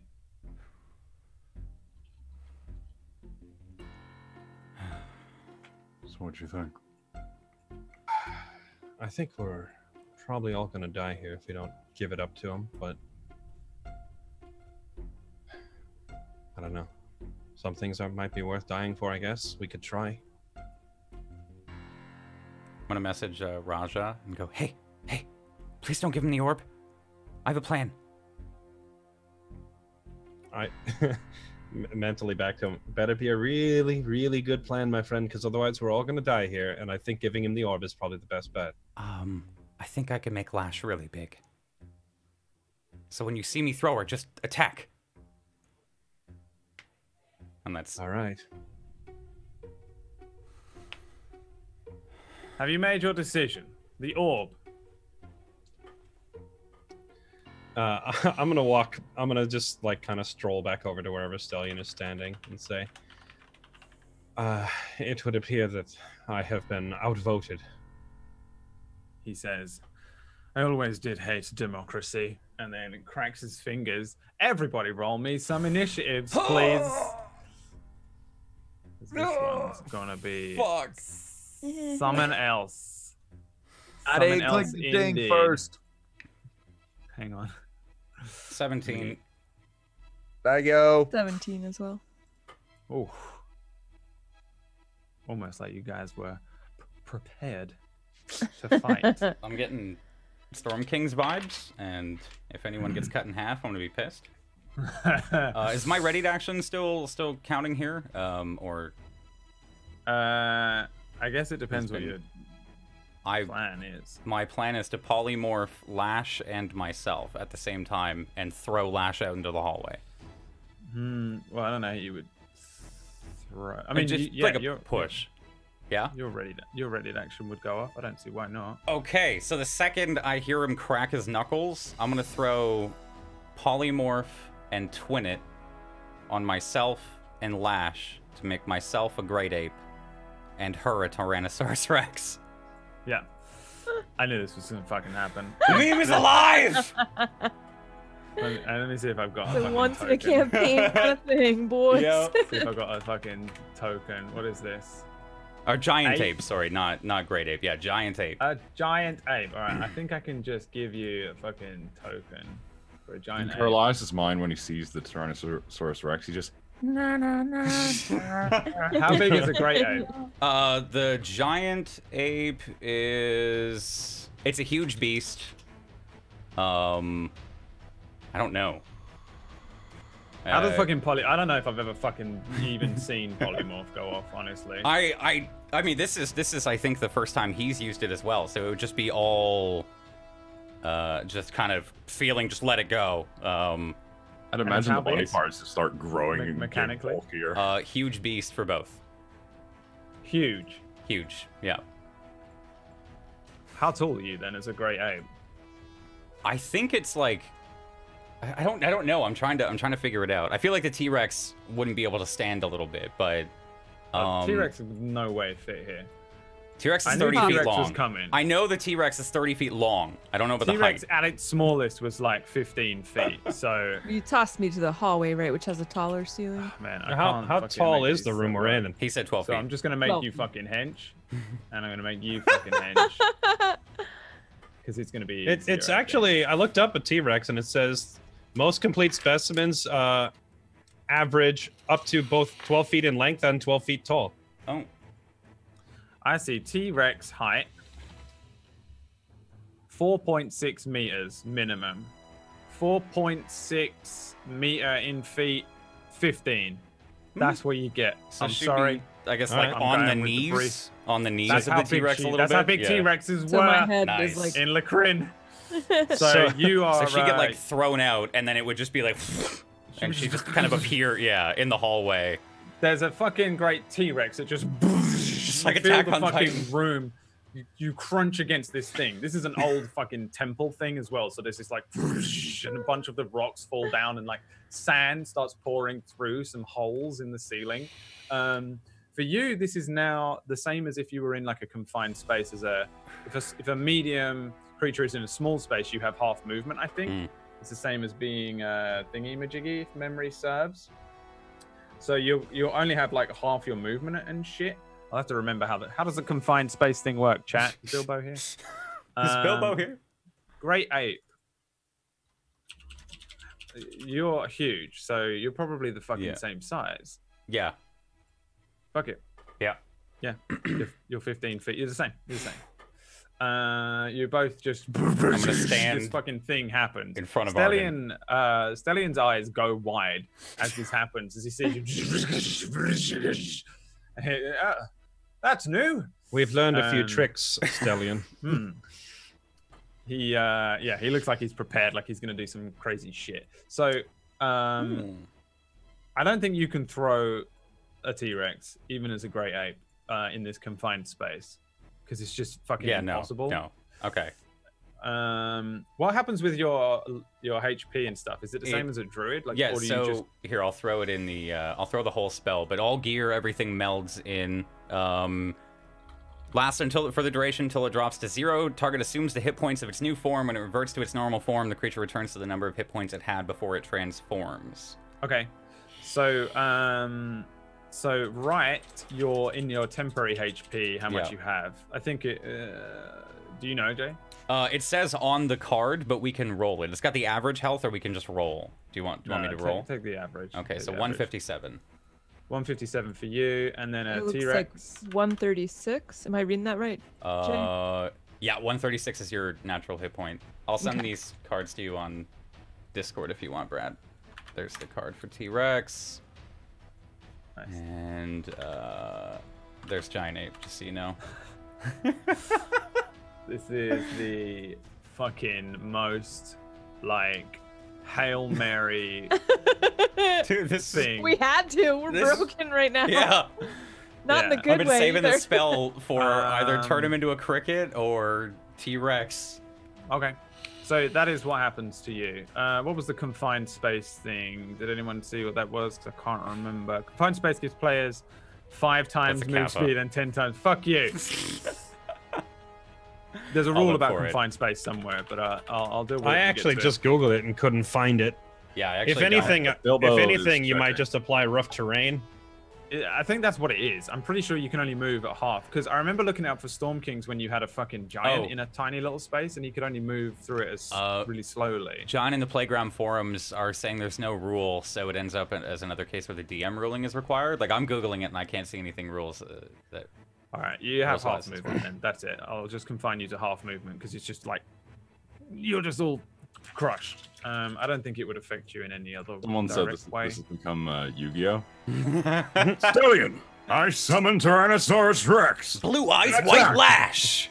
Blue Eyes White Lash. All right. Okay, so first round of combat, Raja, it is your turn. Stellion looks like he's about to fucking run at someone. Okay, I'm sitting here talking to him, but I don't know where he is on the map. I don't see him. Is he like out here somewhere? Okay, yeah, he's down there somewhere. He's right 40 feet away from you.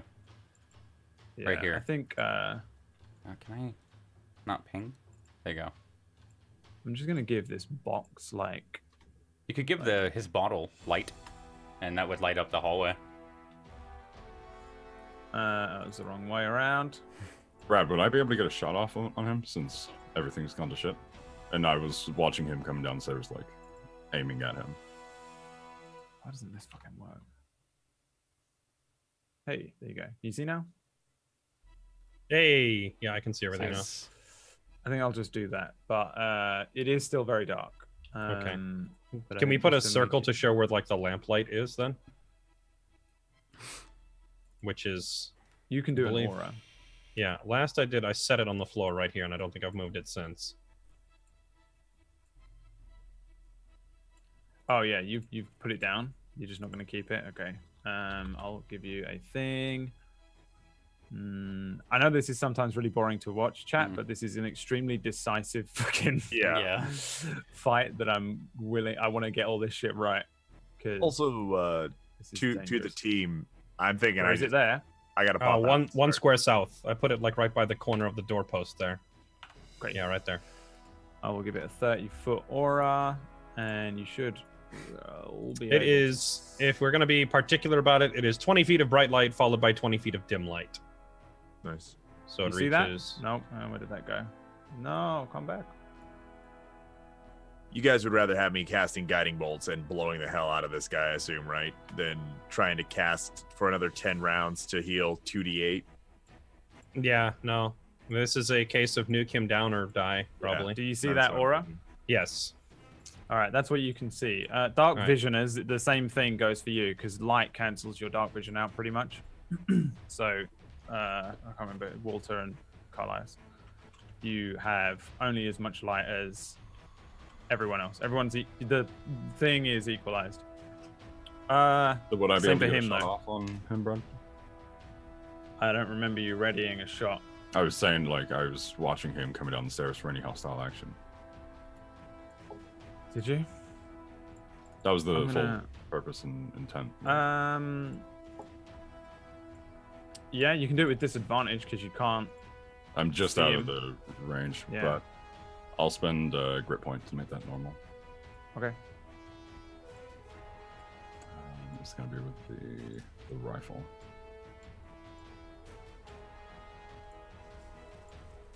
Uh, 21 is almost definitely a hit. Yep. 16.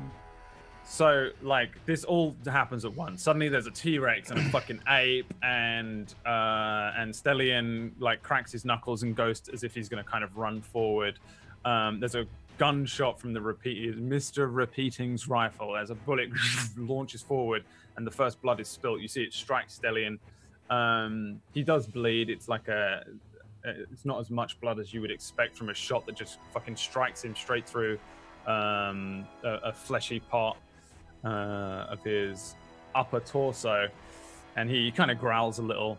That is 16. Okay. And I think that's everyone's ready shit. So, Raja, your turn first. All right. I will kick things off with bang bang. Just take 2 shots. Okay. Here is 1. And here is 2. I don't see them. It's a 20 and a 25. 20 and a 25 is 2 hits. Okay, so this first one does. Oh, yeah, everyone's disconnected. That's weird. Roll 20. Yeah, roll 20 just broke on us. So Oh yeah. Roll 20 give it a killed moment. itself right then. Okay. It's back. Okay, hold on. Let me do some math.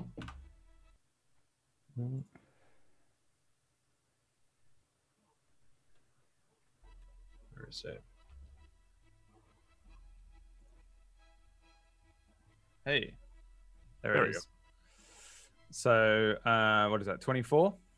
Not quite, because I still have other I'm trying to. It's been so long since I've used this ability, I can't remember the numbers. Give me a sec. Where the heck? Oh, here it is. Okay, so. All right. So it's 24 plus. Whoops. 24 plus 4, so 28 plus 4 more, 32.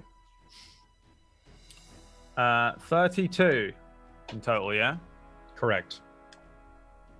How much of that is Slayer's Eye shit? Okay, so it's 'Cause 24 this is from not a the magical weapon, is it? right. It's 24 from the actual shot, 4 from Slayer's Eye, 4 from favored enemy because he's a vampire. Okay, so 8 and then 14 because he's taking half damage from non-magical shit Right. because he's a vampire. And then you moving or? I will move up and out of the way slightly, I guess, and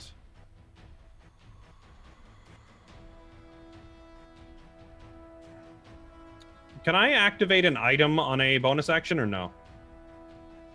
Depends what No, the I item is. chugging a potion or using a potion. No. Okay, You need I'll an just action for that. end my turn there then. Okay. Let's see here then. He is going to run up onto the ceiling, which is 12 feet, so we'll round that up. and then run across the ceiling towards you this direction. On the end of your turn, he's got legendary actions. And then it's Arden's turn. Yeah. Oh, I never actually seen his. Is that the same piece from way back in the day? I don't know. No, I don't think so. No. No, he looks different now. Yeah. He looked good. He looked good. Last time, art. yeah, last time I used the image that Anna drew for us. This time I'm using the actual. Last time, this is them, Stellian and Hunter before. Well, I mean, just erase one of them and draw a pile of piss and ashes on the ground. You got the same one. Yeah. All right. This time, last time I was using the monster manual. This time I'm using the Roll20 has a monster manual in it now, so I can just grab. That's probably really helpful. Yeah. All right. Stand up. I'm just irritated that I couldn't get my freaking spell off. So, you know what, Stellian, you son of a bitch. Does it like stop casting once you enter combat, or are you just like not? I'm just gonna have to stop casting. Yeah. Gotcha. Yeah, he was under the impression that as the last like 2 or 3 minutes, he's like, I'm not gonna be able to cast this. Yeah. So we're gonna cast Guiding Bolt at Mr. Stellian. Oh. Okay. 19. Counter spell.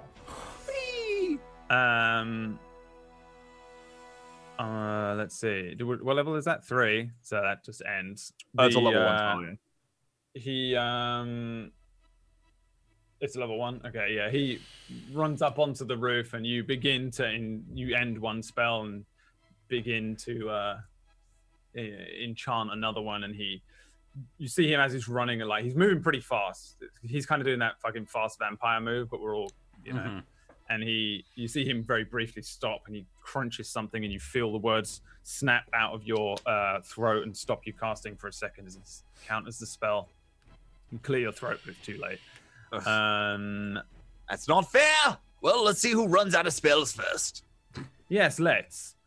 You're an asshole. That's in your turn. Yeah. I guess I'll just move back there. Behind the big ape. Yeah. All right. He will be here. He's going to go to blam to there on his turn. He is still on the roof, upside down, just for the FYI. It's even easier. Smack him. Makes him an easier just stand up. snack. It's easier for you, fucking T-Rex. And then it is Lash's turn as a T-Rex. I'm gonna try and bite him. It's got a 10 Okay. This is where I've been waiting. Yeah. You can. Been waiting the whole campaign. So you only have half movement, but T-Rexes get apparently 50 feet of movement. They get 50 feet of movement. So Plus, I think he's only 10 feet from me, and that's the range of bite. Yes. You can get to him, yeah. Yeah. Bite that bitch. Yeah. I'm just saying you could get out of Walter's way. Oh. Is what I meant. I love the You have plus a 10. you have a D20 plus 10. It's a plus 10 To to hit. hit. Yeah. Fucking T-Rex, man. I'm doing a fucking like back into like fucking caveman campaign one day just so I can have some T-Rexes justified. Yeah, so I assume you move as well to like what here?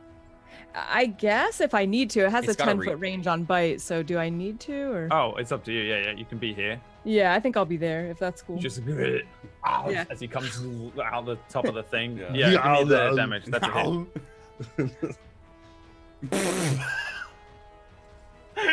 Dang it. 31 let's see, points yeah. of damage? But I think he takes half because is it magical since I'm under a magic spell, or since I'm a magical thing, or is it not magical? There's no I don't way know. it's magical, surely. There's no way. I'd No think way. We'd have to enchant your teeth. Yeah, teeth are, yeah.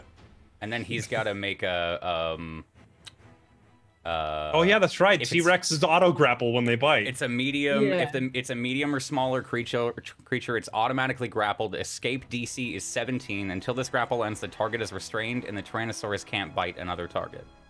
Cool. So I think like we see Lash just go dun dun dun, and he like runs around the corner, and you just like grab him in these jaws. You see his body just instantly crushed as he grunts and looks down and sees you. Even though you're a T-Rex and you're big, he does this crazy thing where he blurs very quickly and runs around like the underside of your chin because he can spider climb, that kind of thing. He runs down the bottom of your chin and he has legendary resistance in that he can choose to succeed a saving throw that he fails. So he just fucking runs out of your jaws. Vampires get that 3 times. They can just auto-succeed any saving throw. Yeah, I was just saying, like logistically, they're already grappled and then they escape. But I guess, yeah. Fuck, man, that's... Does he still take the damage, though? Yeah. Oh, okay. He's fucked. He's just got fucking holes in him. Crazy holes. At the end of his turn... at the end of your turn... She can also do multi-attack. But it's not against the same... Yeah, sorry, never mind. Oh, not against the same thing? Right, against the same dude. Correct. Oh, I see, yeah, okay. Oh, she can hit fucking whip shit with the tail? Yep. If it was a different guy. Yeah. Nice. Okay. He is gonna fucking run away. Fuck this shit. He runs over here. Walter Ape. How much movement? 40? Okay. Do I have that full... Foot? Do I have the full 40 since am I... You are King Kong. Okay. You're the same size as the T-Rex. So 20. All right, so I'm gonna run 20 feet over here, block the entrance, and I'm gonna use. It's just called Rock. It's a ranged weapon attack, so I'm just gonna see if I can pick up something, and then just. Please tell me you grab this whole candle thing here. Can I like just grab a piece of the fucking brazier off and fling it at him? You can throw that fucking thing, yeah, why not? Let's see. 1d20 plus 9 to hit.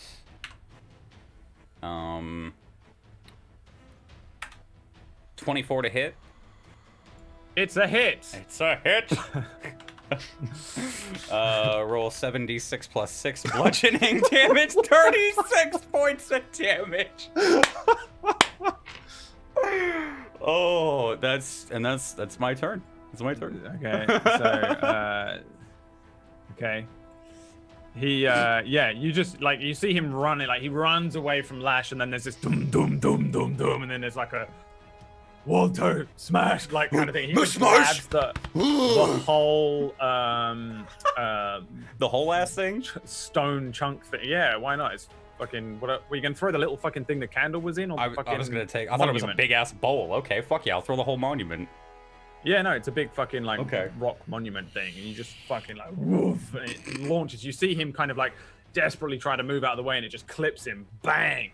He's struck by it, and he rolls off of the roof and just boom hits the ground. Does that make him prone? He's not prone. He's gonna land on his feet, but he does take some extra damage from the fall.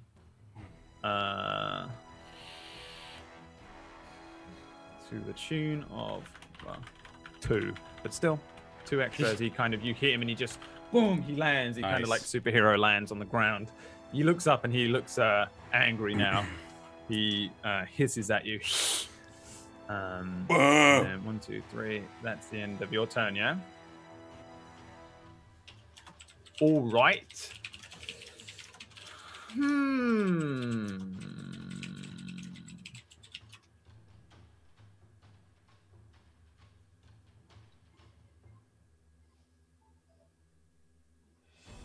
I feel like this is the first time in the entire campaign where an enemy is looking at our party and not seeing Raja as the immediate threat. Yeah, right? Like, for once, I don't feel like it's targeting me.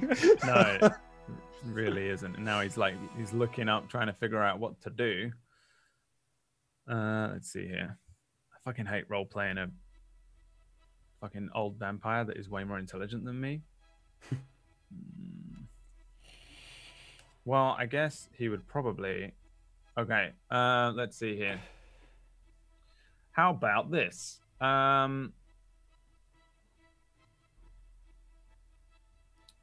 Let's see.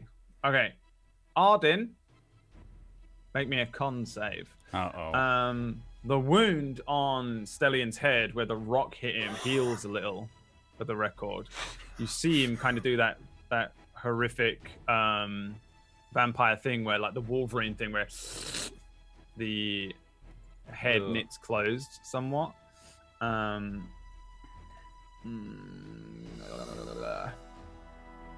What is it? Wait. Oh, there.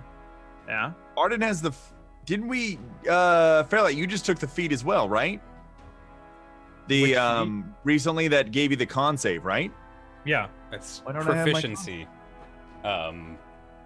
Yeah, it gives you the proficiency You have a bonus. proficiency feat. Yeah, they both picked it up. That would just make it a what a Yeah, it just makes it 3 more. 6? Yeah, 6. That was weird. You have to add that That's fair. manually in your. Yeah, I re-clicked it. Yeah. I relaunched all my websites real quick because I adjusted a Chrome setting. Yeah, so- I definitely added mine, but when we started today's session, it was unchecked, so I had to Well, recheck it. all probably my the spells issue. were unready today, so Roll20 did some shit. Okay, Yeah. no worries. Arden. Stellian looks towards where you are. Uh-oh. He fucking runs here. Bam. Skitters just blurs over to here. Let's see. Because you're the fucking... You fucked him up last time. And then you see him bring his hands together, and then he opens them, and there's just this dark ball of energy that launches forwards towards you, and you take 43 necrotic damage as he just opens this thing up, and you just see this huge wave of energy strike Arden, just fling him against a nearby wall, and he just drops down.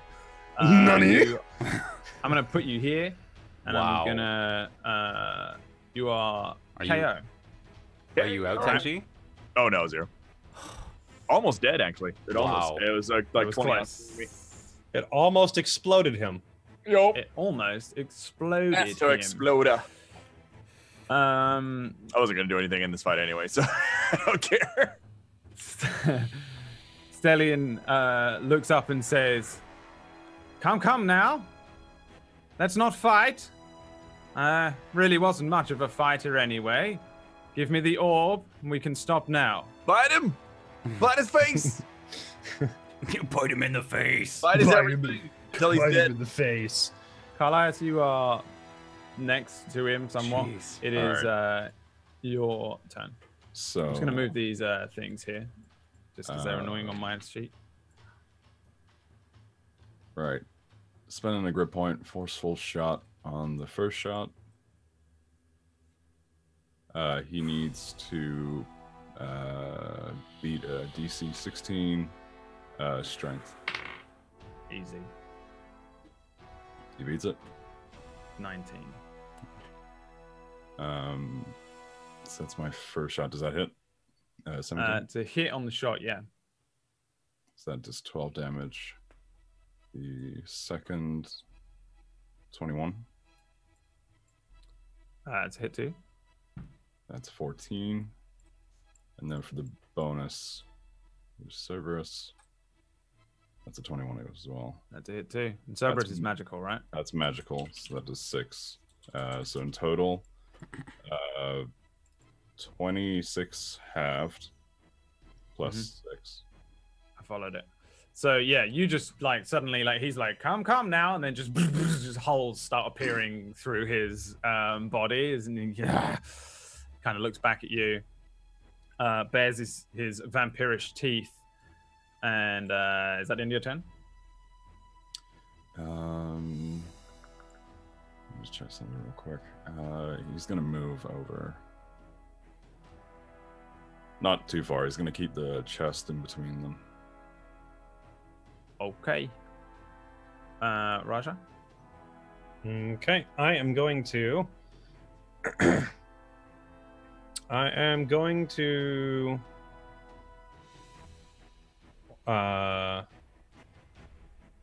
I'm going to chug that haste potion. I'm gonna go ahead and chug it. Okay. Boom. So, What does that do? Just give you haste, I think, right? yeah, it's haste for 1 minute. Okay. I am going to then walk 30 feet, boink, and with my hasted action, use an object and pour a potion of greater healing down Arden's gullet. Which is, does he roll the health or do I roll the health? I think he should roll it because he is doing Okay, the so things. it is 4d4 plus 4.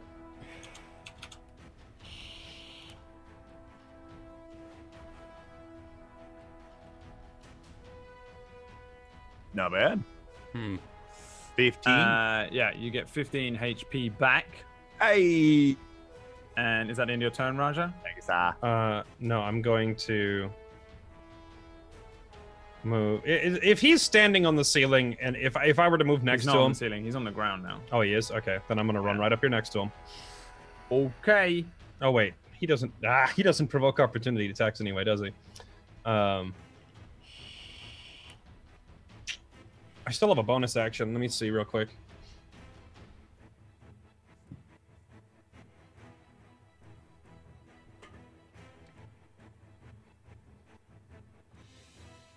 Nah, I'll just end my turn there. Okay. He blurs out of sight over to the back wall over there. And it's Arden's turn. Oh, well. You're prone as well. Yeah, I'm just going to stand up and dust myself off and guiding bolt. Okay. Counter spell. Nice. Let's see here.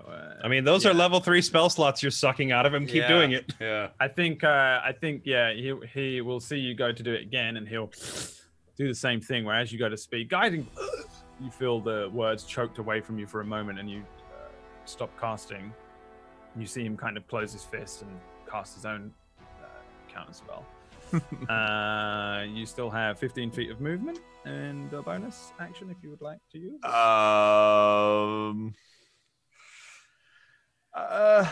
He'll just move right behind here at his 15 feet and just kind of standing behind that pillar a little bit, keeping an eye on stuff as much as possible. In other words, nothing. Okay.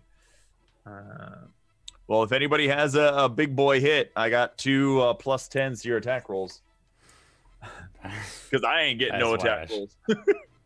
He's kind of against like the back wall here, just like still like you see his wounds slowly closing up on him as he's kind of breathing heavily. You know, vampire, like he just kind of looks fucked. And Lash, it's your turn. My move speed. Go ahead. That's not my turn anyway. Go ahead. Okay. My move speed is halved, so I can just about make it into the middle here, where I should have a good shot at him on other turns. Can she still use her bonus dash? I don't see why not. Yeah, you could bonus action dash up to him and then bite him. I can use my other, like, that'd be sweet. Does she get rogue stuff still though? I'm pretty sure she still gets it. Polymorph. I don't know. I don't know about creature, blah, blah, blah. I don't know about sneak attack, but like a bit. It's No. the target's game statistics, including mental ability scores, are replaced by the statistics of the chosen beast. It retains its alignment and personality. I actually don't know if it says anything about. The creature is limited in the actions it can perform by the nature of its new form, and it can't speak, cast spells, or take any other action that requires hands or speech. Okay, but the bonus action dash does not require speech or hands. That's what I'm saying. It says it's limited in the actions it can perform by the nature of its new form. That's the only thing I can see on that. That's your call. I'm thinking that dashing is something a T-Rex is capable of, but it's open to interpretation, it looks like. Oh, dashing, yeah, but like you're talking about the rogue bonus action dash. You get the standard, the standard. Yeah. You can use your action to dash, but do you get it on a polymorph?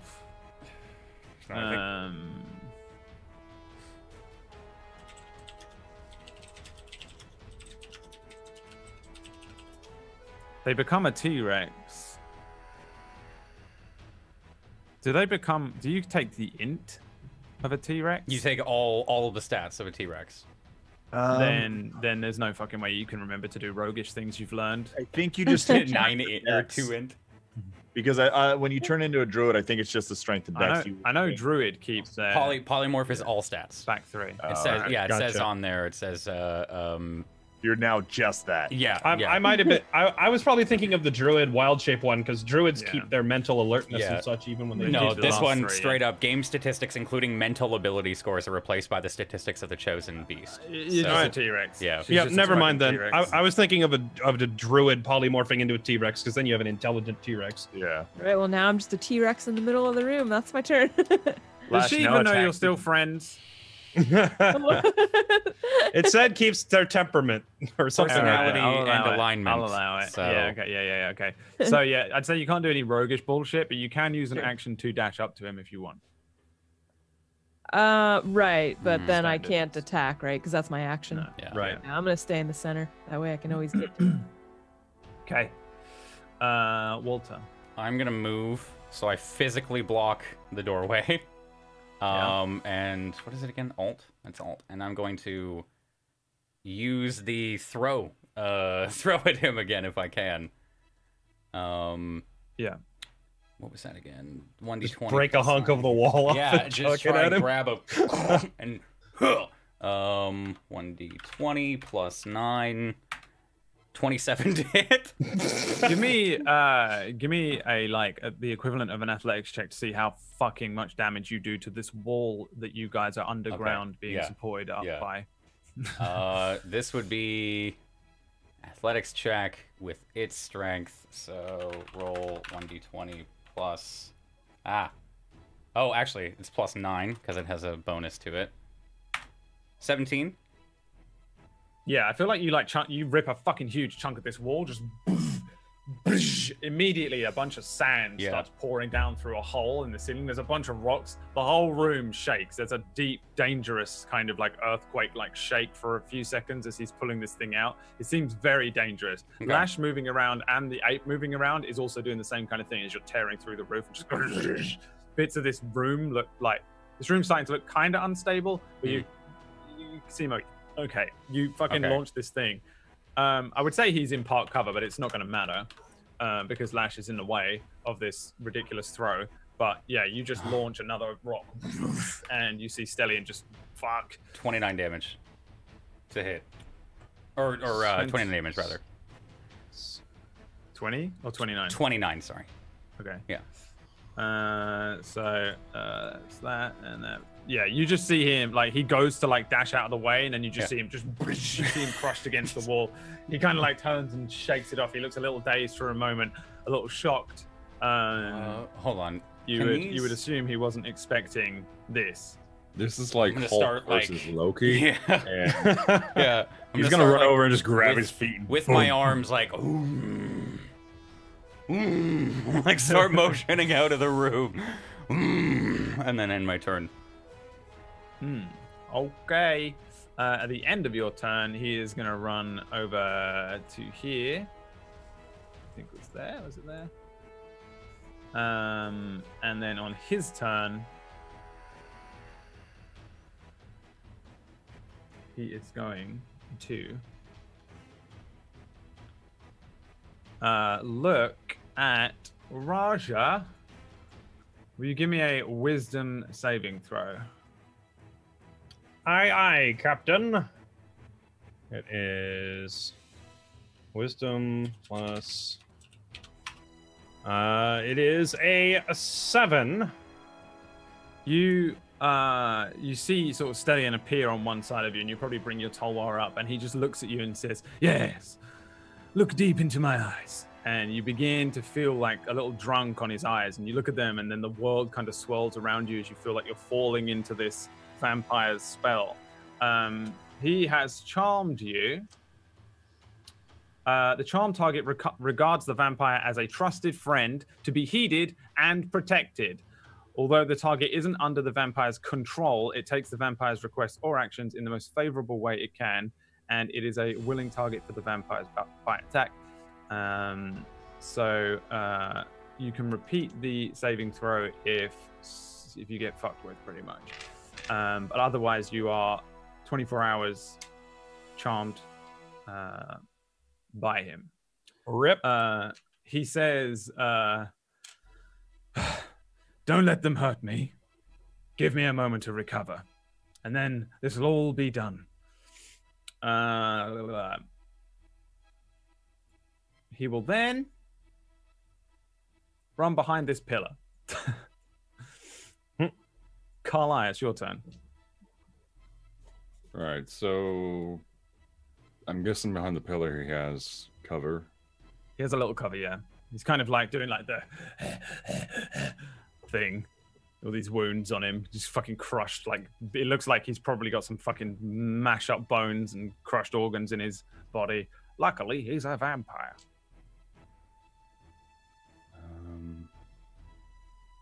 All right.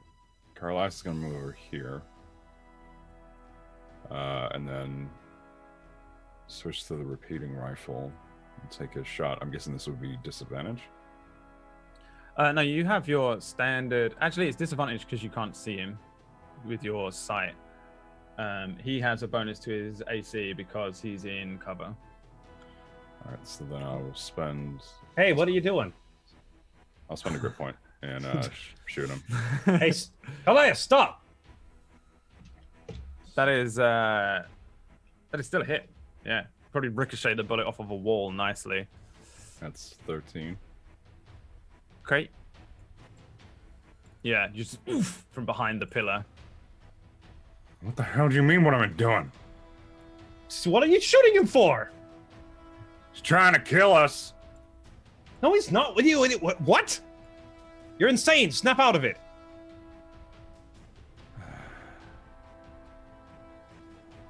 I can't throw something at him, can I? Because I do still have my extra attack plus bonus. I mean, yeah. If you can, yeah, you could throw. You could do like an unarmed strike type thing. Oh, actually, no. You'd have to throw something just random at him. Give me an attack roll without proficiency with whatever you're throwing. I'll throw a... I think we lost music, did we, on Roll20? I still hear it. I can hear it as well. Refresh. Roll20 is being fucky. Yeah. I'll throw a ruby at him. A ruby? Mm-hmm. So D20 plus... Dex. Dex? Okay.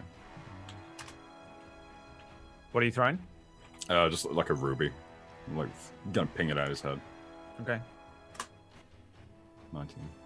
That's probably a hit, I assume, Raja? Actually, no, because I'm hasted, so my AC is up to 21. Yeah, he just... And the ruby launches past him. What are you doing? He's trying to kill us! From behind the pillar, Stellion's like, see, he's gone crazy. He's been shooting up everyone today. He's mad. He must be under the enemy's control. You have to stop him. I turn to Walter, Kong, and just... I just point at Raja and just... What is Kong's fucking in? 7. Give me an animal handling check.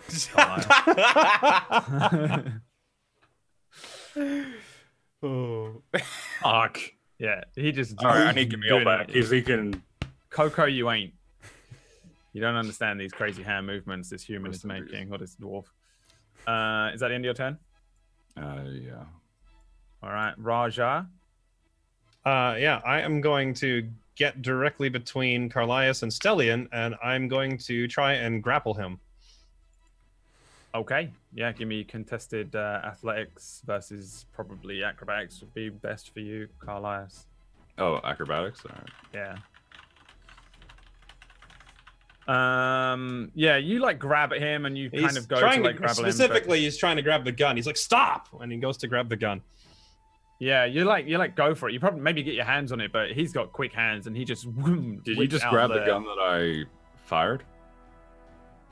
He's trying. Well, he's grabbing like. I feel like he doesn't really get to it because you're too quick for I was going to say, if he tries to grab the one that I just fired, the barrel's going to be a little hot. So he's not grabbing the barrel. It's more like where you're holding the grip and the barrel. He's like grabbing over your hands, or like right next to your hands and trying to pull it away from you. Yeah, I repel you. Okay, so yeah. At what point? What do I repeat the save to snap out of it or nah? No, you don't. You can repeat the save if you take damage, pretty much. Okay. It looks like each time the vampire or the companions do anything harmful to the target, you can repeat that. Yeah, so pretty much if you take damage, you can repeat the save. Otherwise, it's just on you. It's horrible. Because it's not a spell, it's just a disgusting action that it can do. Okay. Is that the end? Your turn? Yep. Arden. Would we know about the charm about damaging him for that? We've gone through this whole thing before. Last time we got charmed. I think pretty sure we've seen it at this point. I think you probably would. On top of that, you have like a fucking vampire hunter with you. So by this point, you've been traveling long enough that Raja would have probably trickled down this information. On the other hand, you are Arden. Yeah. I mean, No, listen, no more RPing, Tenchi. Win the fight. This might be the one time that you just need to just go and hit him. I mean, we're talking to the guy that nearly summoned the portal again by summoning light. Hey, yeah. I feel like it's a 50-50 if Arden knows. No, it's okay. I've got this. Here. Let's just I'm gonna look over kind of towards Stellian. I'm going to cast Arrow Storm. Give me a performance check. He can't see you anyway. You're both hiding behind pillars. No, it's pretty. He does believe that you're casting arrows. And then, like from behind the pillar I'm behind, I'm just gonna shoot my crossbow at Raja. All right. Yeah, give me an attack roll. No, you know what? Warcaster? I'm selling this. Don't.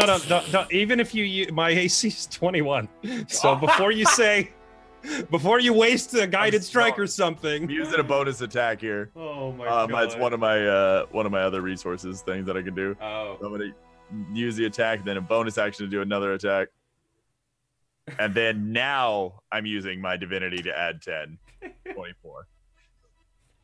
Okay. Ow. So at 24, I assume is a hit. Yeah, it's a hit. My AC's not that high. All right, give him the damage. All right. Watch this. Ow! It's the best 2 outcome. piercing damage. Give me another whiz save. I have -1 piercing damage on this. This is great. Oh, your friends are turning against you. 15. You have a crossbow bolt that sticks you in the butt.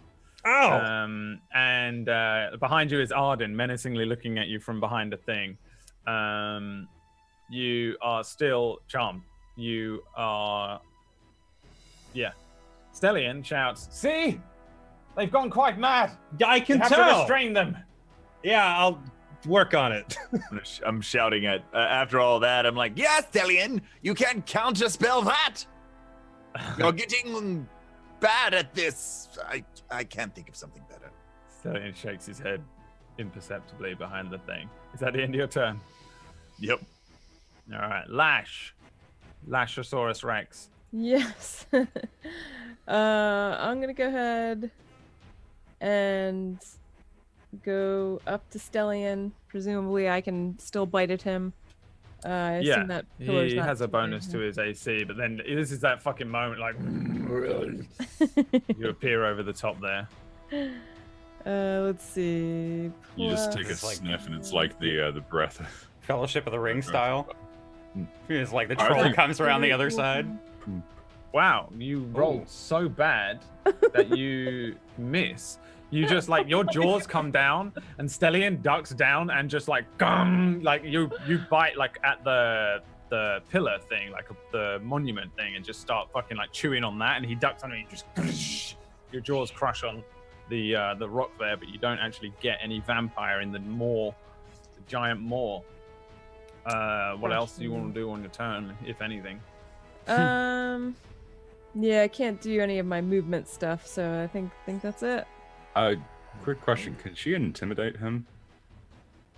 No. I was thinking like if she would just like a Tyrannosaurus just roar, could that be like an intimidation thing? Because Only if she can do it properly IRL.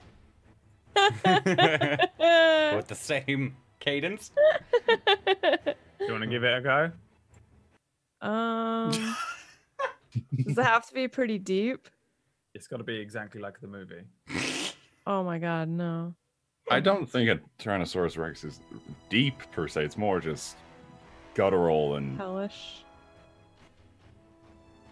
because it's not a roar and it's not a squawk. You've missed your chance. The time is over. Stellian runs away. He runs out the other side of the pillar, and it is Walter's turn. I'm going to ready my action for if he comes over here. I just want to grab him and grapple him. Okay. Like, just if it stop him with my hand. Yeah. And that's the end of my turn. I'm also gonna keep his turn, and like moving back a little bit. Okay, yeah. You're like, just crushing everything in the fucking tunnel. The vamp on the end of your turn runs down to there. On his turn, can he fucking fuck you up again? Yeah, fuck this shit. Fuck you.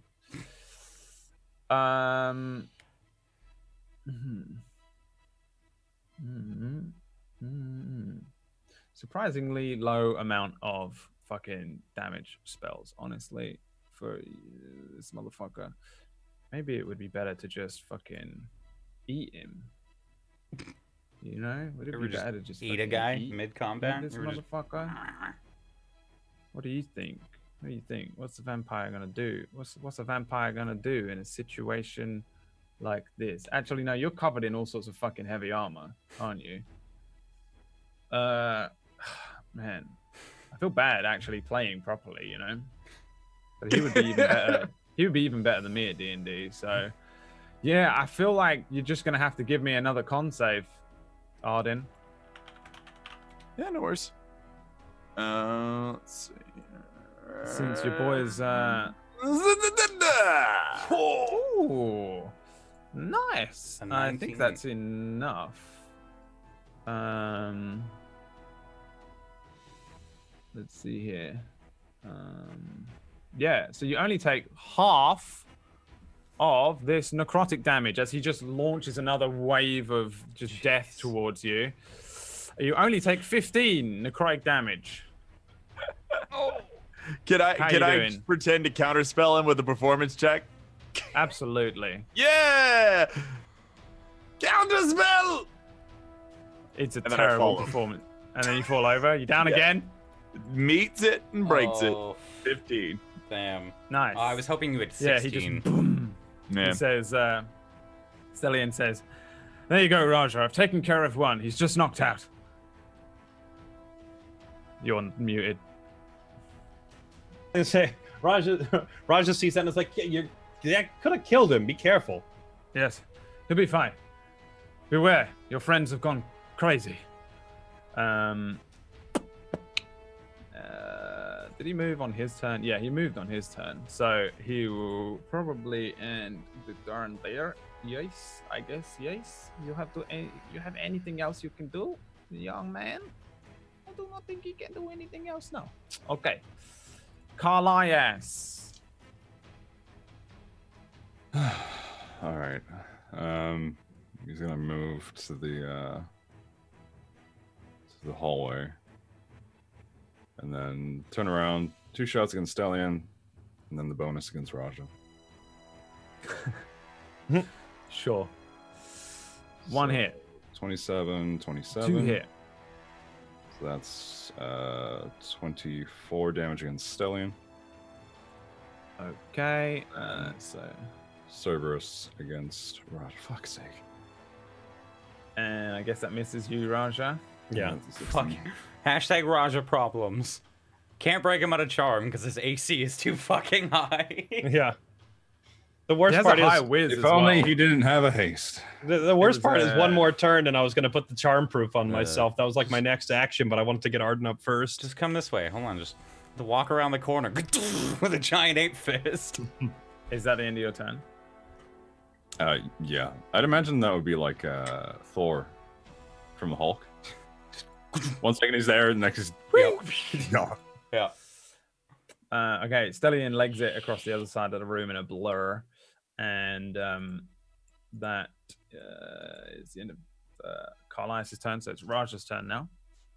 I'm going to move over here and block Carlias and kind of just like not try to grab the gun this time, but it's almost like if you've ever seen a person trying to calm down like a really angry cat, or if you've ever seen like a zoo handler calming down like an angry animal or whatever, he's like talking real slow to Carlias, like, Carlias, I need you to calm down. I'm gonna slap you in a second. Carlias, I'm gonna slap calm down. you in a second. Listen, we're all friends here. All right, there's no need for violence. Okay, calm down. Stop. Correct. Can I slap him? No. I'm not gonna take any action. He's just sitting there arguing with Carlias. Okay. Stallion will move there, and then Arden, give me a death saving throw, please. Woo! All right. I did it. 5. Let's see here. Okay, so you one death save, one fail. One death save. The ring on your hand that you were given by Mother Numera shatters, and you wake up at 1 HP. God, I hate doing this all the time. And Stellion looks over to where you are. Oh, why won't you die? I mean, I feel the same way about it. You hear that, Raja? He wants him to die. He wants Arden to die, Raja. Real quick question. No, I don't. Does he actually not provoke opportunity attacks? If he actually just yelled, "Why won't you die?" at Arden, does that prompt anything, or am I still? No, or am I still stuck? He's your trusted friend to be heeded and protected. Right, but so are they. Yeah. Carlias has been here before. Okay, well, everyone in here is your friend. You're just that guy where everyone is arguing, and you're like, well, when he says guys, come on, let's just have a latte and calm down. Right, yeah. Raj is gonna turn to him and he says that and says, What's gotten into you?" Like he's talking to Stellion. What's gotten into you? Okay, calm down. We don't need to kill anyone. Okay, yes, you're right. That was silly of me. I really should calm down. T-Rexosaur Lash. Don't need now stab people in the face. He's just gonna amble to the middle of the room here. Real. Like you do. Yes. What? Sorry, does he not provoke any opportunity attacks or no? No, he's a legendary. Stellion, no, he doesn't. No, Okay. when he uses his legendary action to move, it doesn't provoke opportunity. So yeah, that's my turn. All right. Let's see here. So You gonna roar? Rawr. Do the roar. Rawr XD means I love you. Give us a roar, Tuesday. Come on. Do the roar. We need a T-Rex roar. this is gonna be like when Simba roars in the fucking canyon. How does it go? Someone demonstrate. Yeah. I actually can just pipe it through the mic. Just open your. It's like Lilo and Stitch. Just open your mouth and the sound will come out. Yeah, There I'll you go. time that.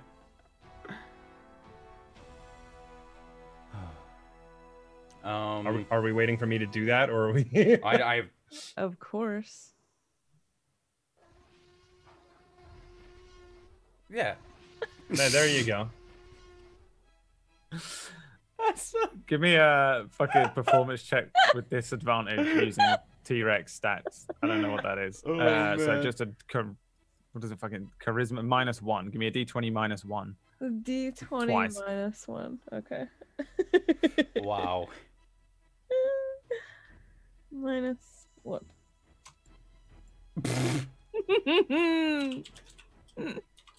Give me. If you get a 1, you transform into Lash. Roll me another one. Oh, another. If you critically fail, it'd be so pathetic that you'll shrink into a compy. Right. You know that bit in Lion King where Simba stands in front of the fucking things and goes, and it's just not intimidating? That happens. That just And then he does it T-Rex. again, but then his father's behind him. Yeah, but that doesn't happen because this time it's Lash's Raja. father isn't here. No one knows where Oh. Lash's father is, I guess. Big oofs. No, It's not instead T-Rex. Kong over here does his roar. Well, No one does on me. Raja does a wicked impression of a T-Rex. That actually hurt. Clever But it's girl. pointless. That was amazing. Morning headphones. Walter, it's your turn now. I'm gonna Clever girl. amble by them slowly. I'm a dwarf. Yeah. I'm small. And stand. What's the reach on that thing? That's gotta be 10 feet to reach. Where was I? Right here. Oh, that's as far as I can go. He's still 25 away. I'm gonna stay there. Okay, And, then. oh, sorry. Ready my action again. If he tries to run by, grab him. Okay, then. He's going to run this way. We will corner him eventually. It's like the You old should pretend you're- screensavers, just bouncing off the corners. You ever play as the tank in Left 4 Dead, Jay? Yeah. You know how you would like punch a car at them, and then you run Okay. over to the car and punch it again. You should like throw this thing at him, and then wherever it lands, go pick it up again and throw it at him again. Yeah, I don't want to fuck up the supports of this entire room, though.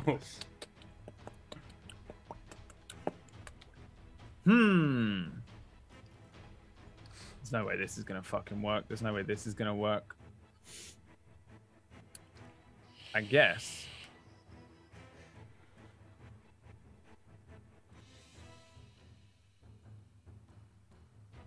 He's going to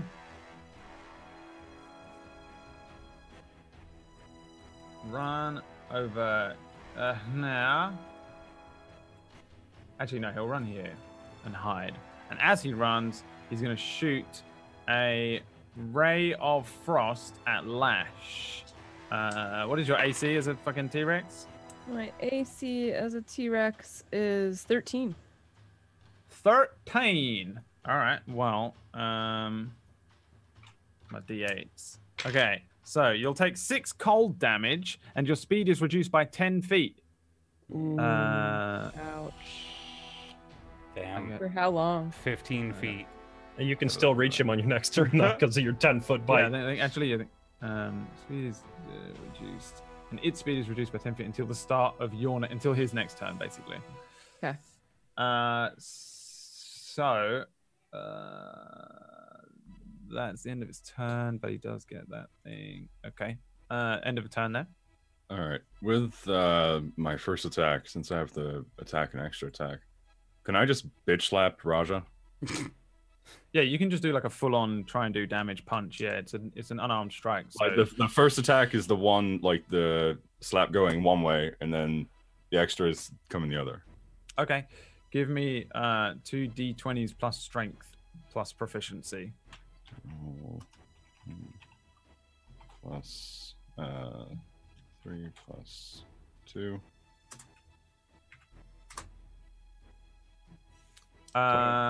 Is that a hit anywhere on you, Raja? 14 and 21. The 21 is a hit. All right. What is your Um, strength stat? It's on the backswing. Yeah. What's your strength Uh, modifier? Not where you, did my Carlias. Mine's 2. It should be in there. What are you looking for? He's gonna smack you for 2. my bludgeoning character damage. sheet closed? Hang on, I gotta reopen it. I don't know where it went.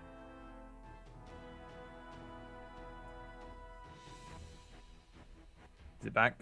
Okay, there we go. Sorry, what am I looking for now? You take 2 bludgeoning damage, and you can make a whiz save. Okay. It is a. Where am I? You got an 8. Even you if I are- maxed out the Slayer's Eye, it would only be 14, so that's still a fail, right? Yeah.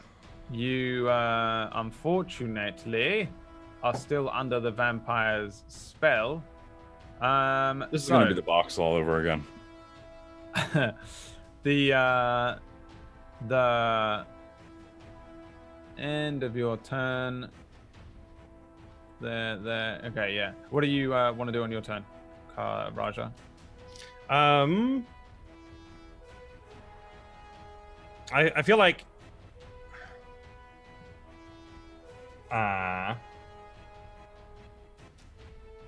probably still arguing with Carlisle. Like wants to go hit him back and says, Arden's. Oh wait, no, Arden's back up, or is he bleeding out right now?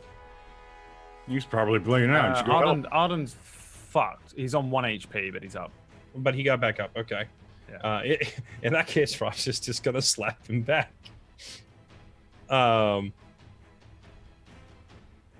What is it's just an unarmed strike is just 1d20 plus strength, right? Yeah, you have proficiency. Everyone's proficient with their own fists. Okay, so 1d20 plus 3 proficiency. Okay. Yeah.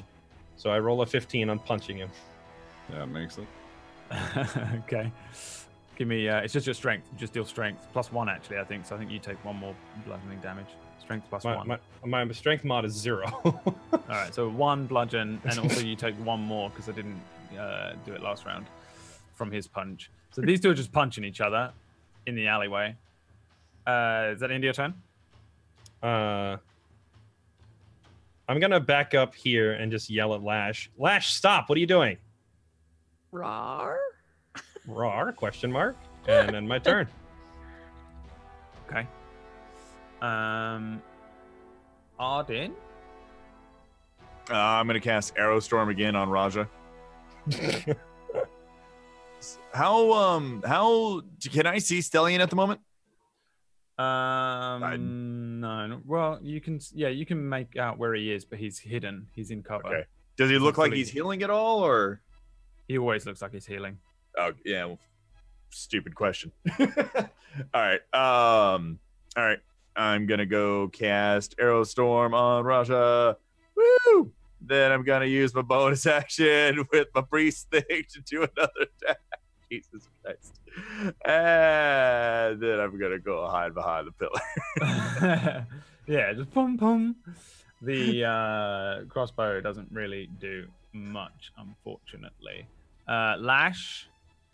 I'm gonna get my butt over there with my reduced move. Ooh. But my attack has a 10-foot radius, so I should still be able to get him, bite him. Okay. Let's see if I can actually do it this time. 1d20 plus 10. Ooh. It's hit. Okay. And then this is 4d12 plus 7. If you use the arrow keys on the chat box, you can scroll up through the rolls. Oh, okay. We'll do this. 27. Yeah, you over the top and just you see him like grabs and he pushes on the teeth again. Again, you just puncture these enormous holes into his relatively tiny body, and yeah, you just start to lift him up out of the thing. Again, you see him do some crazy maneuver and escape the jaws. Ah, bastard! He drops to the ground and he's just enormous holes, and he looks like he's gonna leg it again. Let's see here. So that was 27 damage.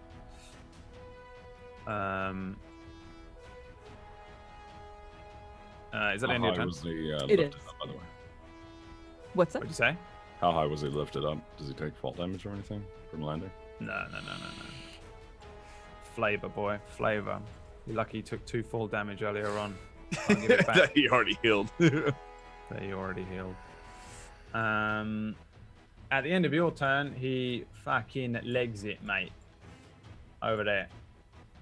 And that takes us to Walter. Gonna walk up, grab the chest, and just try and at him. All right, give me an athletics check. All right. I'll give you athletics. Fuck, I just closed my fucking Plus 9. document that I need really badly. That's a 24. Ooh, to pick up 24. You know that fucking scene where Hulk tries to pick up Mjolnir and it doesn't fucking work? That happens in the middle of the room now. He's just there, just like yeah. He's just not moving the chair. It doesn't move at all. Okay. Then I'm gonna move up there one more, and that's that. All right. He is gonna run to there.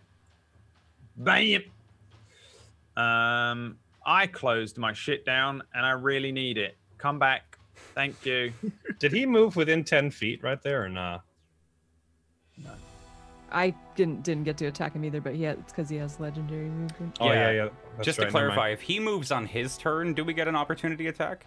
I Or think is it if he still a no? moves. Well, I was thinking of your readied action, not an opportunity was- attack, but it's not the yeah, right turn anyway. yeah. I've already used that up. Yeah, no, he's just fucking. He's smart boy. So that's okay. So it's still a no on his regular movement as well. Damn. Okay. Yes. Okay. He gets to this corner and you see him like stumble against the wall and says, "Raja, don't let them get me." And then he turns to mist. He is now a mist. He's just a fucking bunch of mist. I don't know what that means, but that's what he is. Okay? He's mist now. And he hovers down to there. Because that's what he can do. And then that's the end of his turn. And it's Carlias' turn. All right.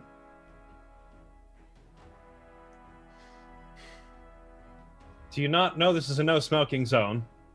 Can we just vape this guy up the real mist quick? does nothing to you.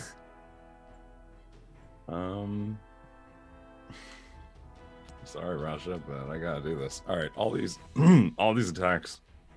I'm gonna non-lethal. Oh. You're just gonna fuck up, Raj. Non-lethal. I'm gonna aim for like shin or hand or something like that. Knock the Tulwar out of his hand. Yeah. All right. Actually, wait. Do I have that? No, that is a skill shot you can have. You can have a disarming shot, but I don't have it. All right.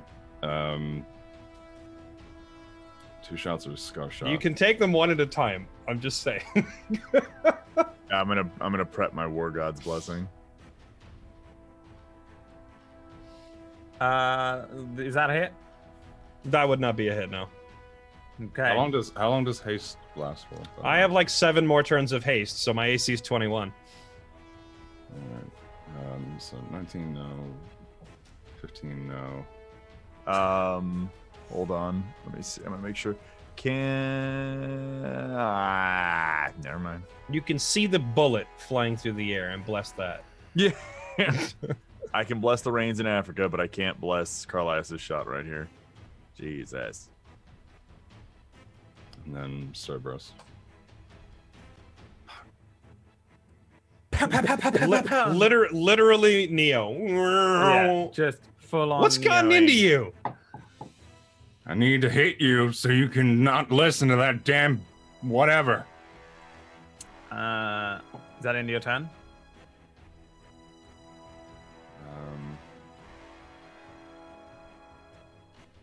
See, there is the thought. Since Walter was saying leave, he may move backwards, but I know the chat's going to be like, wow, Craven, fucking leaving. So... There is no chat for Carlisle. No, I'm just saying this to There's call out only the a chat. chat for Connor. I know, I'm calling the chat out, saying... You're already Craven. This is not a Craven. You're already Carlias the Motherfucker, Craven. this is Walter's decision. What do you want to do? He's going to wait here, though. Okay. Raja, your turn. Yeah, okay. I'm going to... like, at this point, I want to stop Carlias, but I also want to stop Walter. I'm going to...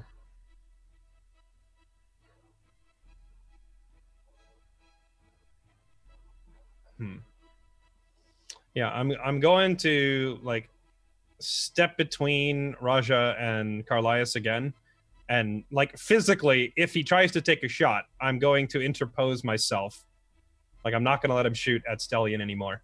So if he tries to shoot in this direction, I'm going to ready my main cover. Yeah, I'm going to ready my main action to, like, literally, like, stop him from shooting at Stellion. And with my bonus action, I'm going to use a flask of... turning me against the party. What have you done? I'm going to bonus action, use the flask of oil and just hold it. I'll step forward and hold it over the... hold it over this lantern for a second and just ignite the Tulwar again. Okay. And then just kind of hold it up and say, Calais, don't make me do it. And I'll end my turn right there. I hope you understand this is for your good. Arden? Do I think I could pop out behind the pillar right here and hit the mist with a spell, or do you think would I think it would counterspell or just go through the mist?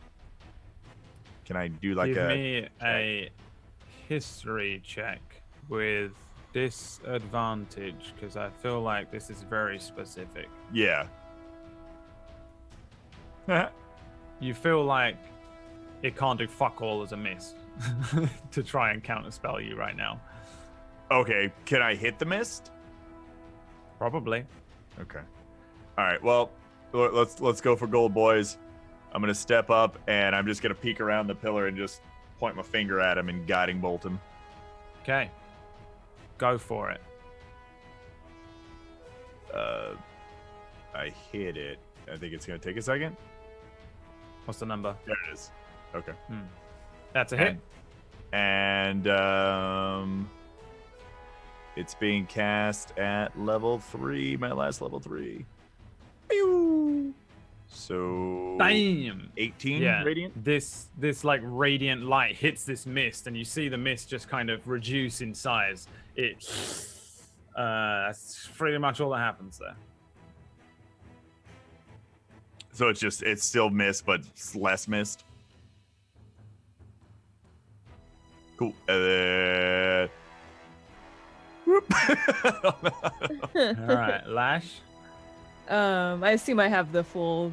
Well, full would be 50. I have half my movement again. I don't have that 10 reduction. You got lowered because of freezing ray. Oh yeah, no, you've got Okay. full.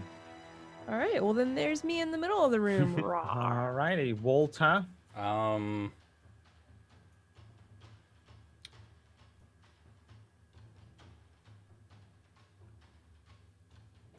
gonna.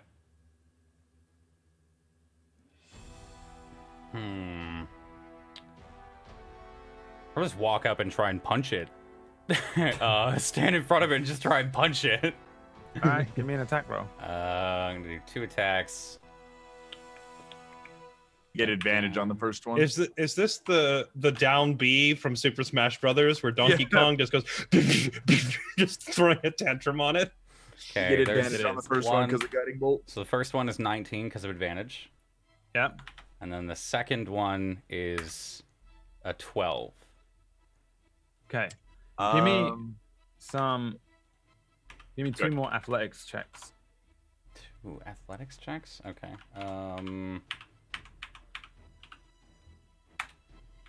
12 and a 25. So we see King Kong over here, just like all crushed up, and there's a T-Rex moving up behind him as well. Raja is kind of threatening Carlias, and Arden is hiding behind a pole. And then you do the down B thing, where you just go. The fucking room starts to shake like crazy. I'm just trying to punch. I'm not trying to like fucking Donkey Kong banjo. You agreed to Donkey Kong banjo. Okay. And so you Donkey Kong banjo the room. The room shakes like crazy. There's a couple of fucking holes in the roof. Some rocks fall down. The bit that you opened up kind of on the right of where Carlias is, kind of some more sand starts to pour in from somewhere above. The ground, the sand and the mist and the dirt all kind of come up together. And then there is no mist. There's no sand. There's no anything left behind there. There's just nothing in what is left. When that mist clears in like a Dragon Ball Z way, there's just nothing there. Raja, you are back to your senses right now. You are like, what the fuck happened there? You are back somewhat. And you're standing holding a flaming tulwar ready to smack Carlias in the face. But He as just far puts as it behind you can puts tell- it behind him like pay no attention to that. Oh yeah? Wait. Well, I won't pay attention to that if you don't pay attention to all the shots. What shots? I don't Sorry to interrupt this. Don't worry about it. I mean, I'm kind of dying and all, but big vampire, is he dead or is he gonna come back? Yeah, I'm like sifting. Is there anything? No sign? Can I roll like a investigation check? As a gorilla? In my gorilla form? How long are you a gorilla for? It's an hour. I don't know if you can willingly end polymorph. I've been looking it up. I'm not 100% sure. You should be able to, but I don't know if you're. I don't know. I have no idea. That'd be kind of weird to just like I cast myself into an animal and you just run off and join nature. Yeah. Well, yeah, Like, it lasts okay. for an hour. I feel like if you I don't think so. if you don't have your abilities as a rogue, you don't have your abilities as Yeah, a fucking guess thing. So Yeah. you are just a fucking You giant. normally ape. polymorph something So else. can I do investigation? Mhm. As a giant ape? Yeah, just an int check. 1d. D20 plus int. I have full Is memory this- of everything that just happened, right? Wait, is this? Oh, okay. 1d20 plus int. Minus 2. 8. Yeah, the fucking King Kong is just picking up sand and dirt and rubble, and like the rest of you, give me perception checks, except for T-Rex. Oh. Sure. T-Lash. Here is perception. I'd also like to do a tracking on Stellion to see if he actually died or if he tried to sift out of the room or whatever. Yeah. Do you have any Paralyzed. extra special bullshit on that, or is it? Just... I have advantage on the tracking against my favorite enemies, which is undeads. Okay, so I guess that's survival, right? Yeah. Well, that and I still have my undead radar sense thing, but I have to Oh. sit here and channel that for a minute or two. Give me a survival check just for your instinctual immediate thought. Everyone looking at the area where Walter was like smashing up. Walter Kong just where did he go? Probably just I don't know where they went after smashing him, but he's Yeah. gone. I got a nat 20 on the tracking. Everyone else sees no trace of the mist or Stellion or anything. Raja, I think probably with the knowledge that you've gained, plus the fact that you don't get any immediate response, you're pretty convinced that he was obliterated. When they're in their mist form, they're pretty weak, and mechanically, all you had to do was hit him 3 times, and it destroys him. Because he was just desperately trying to escape back to a resting place. It's his like weakest form, but he was hoping to use it to escape. So it seems to you that you guys were actually victorious, and in a desperate bid to escape, you managed to just fucking kill him. You've eradicated what was left of him. He doesn't have anything other than this mist form. He doesn't revert back to anything. He was just killed.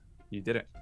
Chat's got a good point, real quick. It's a concentration spell, so I should be able to... Any ongoing spell can be ended by the Yeah. caster at any given point is Yeah. pretty much the general rule of thumb. So You want to end it? I feel like once if it's called off, like if it looks like there's truly nothing, probably wait a couple moments and then cancel it. And Well, Raj is going to start talking to them, whether they can understand it or not. He's going to say, vampires revert to their mist shape to retreat to their hiding place, but he didn't make it out. I'm gonna be leaning against Pillar. That's all well and good. We did it, yeah. Could we go before I sneeze and die? Hold on. Yeah, Again. how about we get That out was of the cool. room first? that was so cool. Real quick, is the chest still open? No. No. No? Okay. So it's snapped shut when the ritual thing ended? No, when I closed it. No, he closed it. Okay. We should leave. No, I'm no, exhausted. we need to rest. We gotta take a short rest here. Look, We can't even- rest in this room. We have to. Lash, we can't rest in Well, this then in room. the hallway. Point to the ceiling where there's like T-Rex scrape marks from her. There's sand pouring Yeah. in from multiple We- holes. Well, So see if then we we'll rest in the hallway. It's still intact. we might be able to get back to camp. I assume too. Can we rest? I mean, with him no Can longer. I sense the vampire with them all yelling around me? No. You're pretty sure he's dead. I can't feel Stellion. I think he's actually gone. Oh my god! Lovely. Now, can we please leave before this whole room caves in? Did you guys see that? She was gargantuan. Oh my god! I was Yeah, you huge. see me? I just bit him. I did that. I can do that. Monkey man. That was really Help. cool. He's Me gonna move. walk over and pat Lash on the head and say, "Good job, you did it without me. See, you guys don't even need me." And he like kind of punches Walter on the shoulder as he's walking out. Hey, you didn't even. Right.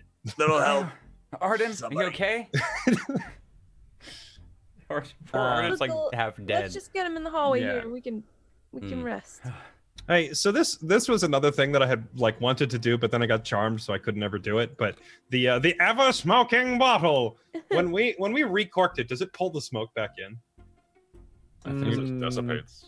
Probably wasn't not, sure, but I 'cause just this- kind of imagined it dissipated. Because I was thinking it'd be quickly over hilarious to time. like open it next to Stellion in his mist form, wait for the smoke to pour out, and then just and just cork him in there. It would have been Catch perfect him. because he would have escaped completely if you'd let the cork go. Catch him Would've like a been great. genie. But yeah, catch him like a genie. Okay, so you all exit this room. From behind you, there's an evil cackle. I'm kidding. You walk out of the room. There's a pour of sand from this dark room behind you. I want to bring my and lantern with me. You grab your lantern and you head out, back out into the hallway. And I feel like that's where we can end today's session. Congratulations, that was some impressive shit. That's right. I didn't Raja even wanted to hand over the orb. And I didn't even get to drop the fattest bomb of all time on him either. The double polymorph OP, man. Yeah, that Yeah. was sick. Because I was Double going to use polymorph. the speed potion and then the holy water and then do the triple attack with advantage with holy water and do like 60 damage, and I didn't get to. You guys are too good. I'm like actually exhausted. That was fucking. That was amazing. Tuesday and I were trying to play chess the entire time, trying to like, all right, I had to think 2 moves ahead. yeah, we literally had to try and outwit the vampire. That's why I was obsessed with opportunity attacks, because I was like, okay, he can't get it with legendary movement, but maybe if it's on his turn, Sure. she can like coerce him to move somewhere into me, and I could just like I'll punch be- him in the face. I'll be honest, I thought the way the fight was going to end was eventually he runs out of legendary saves, right? Yeah. Then Lash gets a hit Yeah. and she can auto grapple him and then just drop him in the portal. Yeah. Like, Yeah, I really I thought you were really gonna thought try that's how the dropping fight was going to end. It was definitely just like thought. bite him and then just and spit him. I'll in tell the you. Banished. I'll tell you how he cucked himself, pretty much. Apart from the fact that he was willing to fight you in the first place because he fucking hates you. He used his blight instead of his greater invisibility because you were blocking the door. Because you were blocking the door, he was like, "Fuck it, I'm going all out." Then I have to open the 7th gate. I'm going all out. And Thank God. Okay, good. so he just was like, "Fuck this! I'm gonna fucking just kill. I'm gonna take one with me." That was the half movement fucked me there, so that was like the only thing I could think of. Yeah, and so he didn't try and escape because he has quite a lot of really good ways to escape. And probably if you hadn't turned into a fucking bunch of T-Rexes and shit, he would you probably would have been fucking wrecked. I was No, the saving single polymorph. biggest screw up he ever made was charming me instead of just charming Walter and telling him to end the spell. Yeah, that would have Yeah, been. he can't charm. It has to be a humanoid. I have resistance against charm as well, just as Walter. So yeah, even Well, out of That Walter and every time if he targeted all of his attacks on you, you would have had to make con saves Yeah. every time, right? Yeah. And he like completely ignored you. He could have gotten rid of both big animals. that was like somebody was like, yeah, polymorph is concentration. I was like, oh fuck, I forgot, but I didn't get hit a single time. So Well, he Lash getting hit wouldn't he- have done anything. Had to be me. Walter, Arden, and Lash were around the corner as well when he was talking with you. Right. So he couldn't target you with the charm thing in the first place.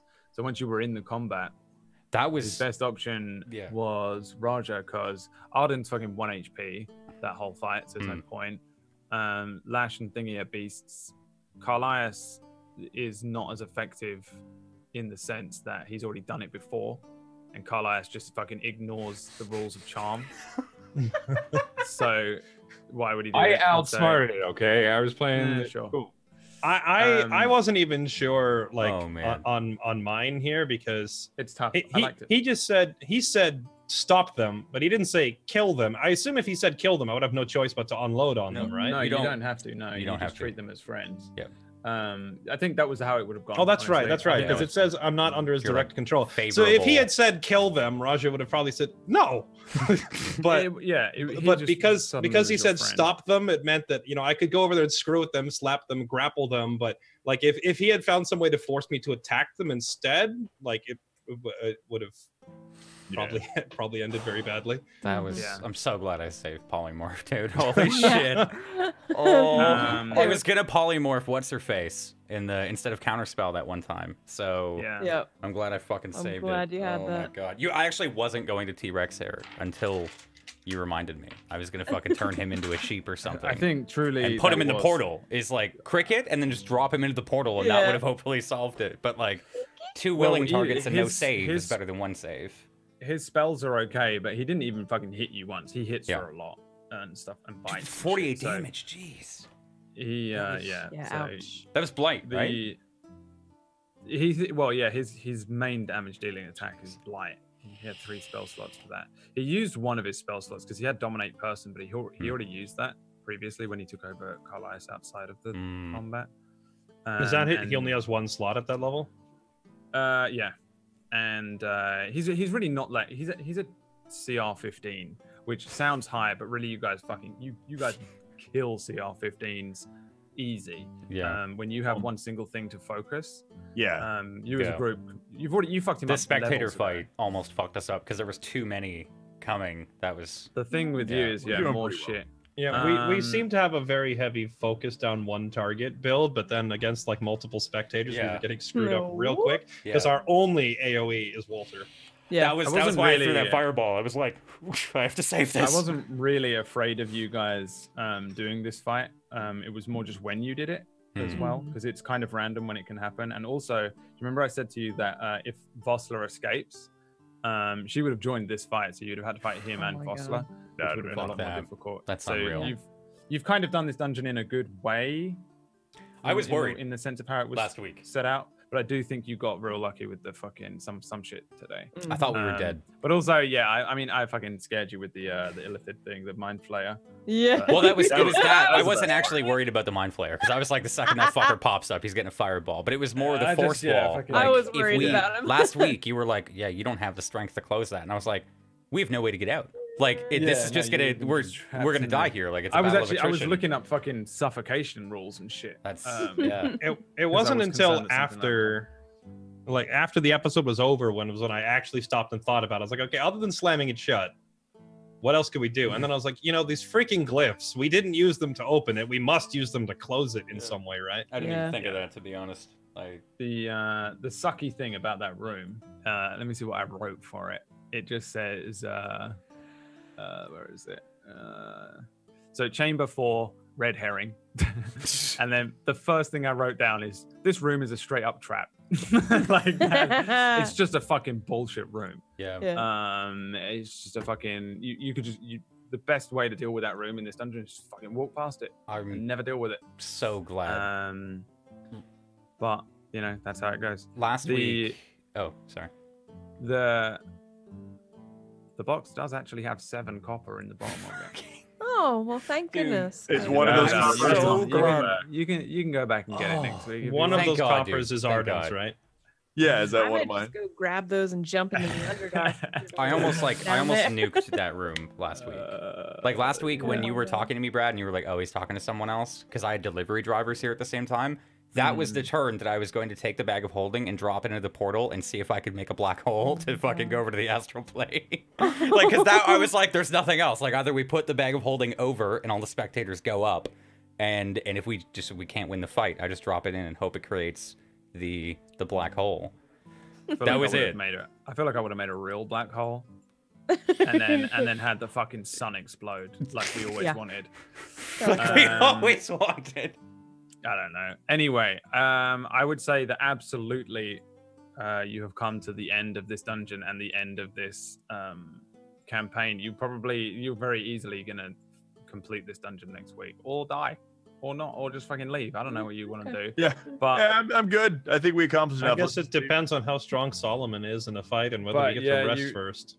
You really only have a little tiny little bit left. You want to do your rest, and there's a tiny little bit of the dungeon left, and then whatever is at the end of it. But I think you'll easily do that within next week's session, unless you really fuck around, like really, really fuck around, which you guys are very capable of. Yeah, very capable.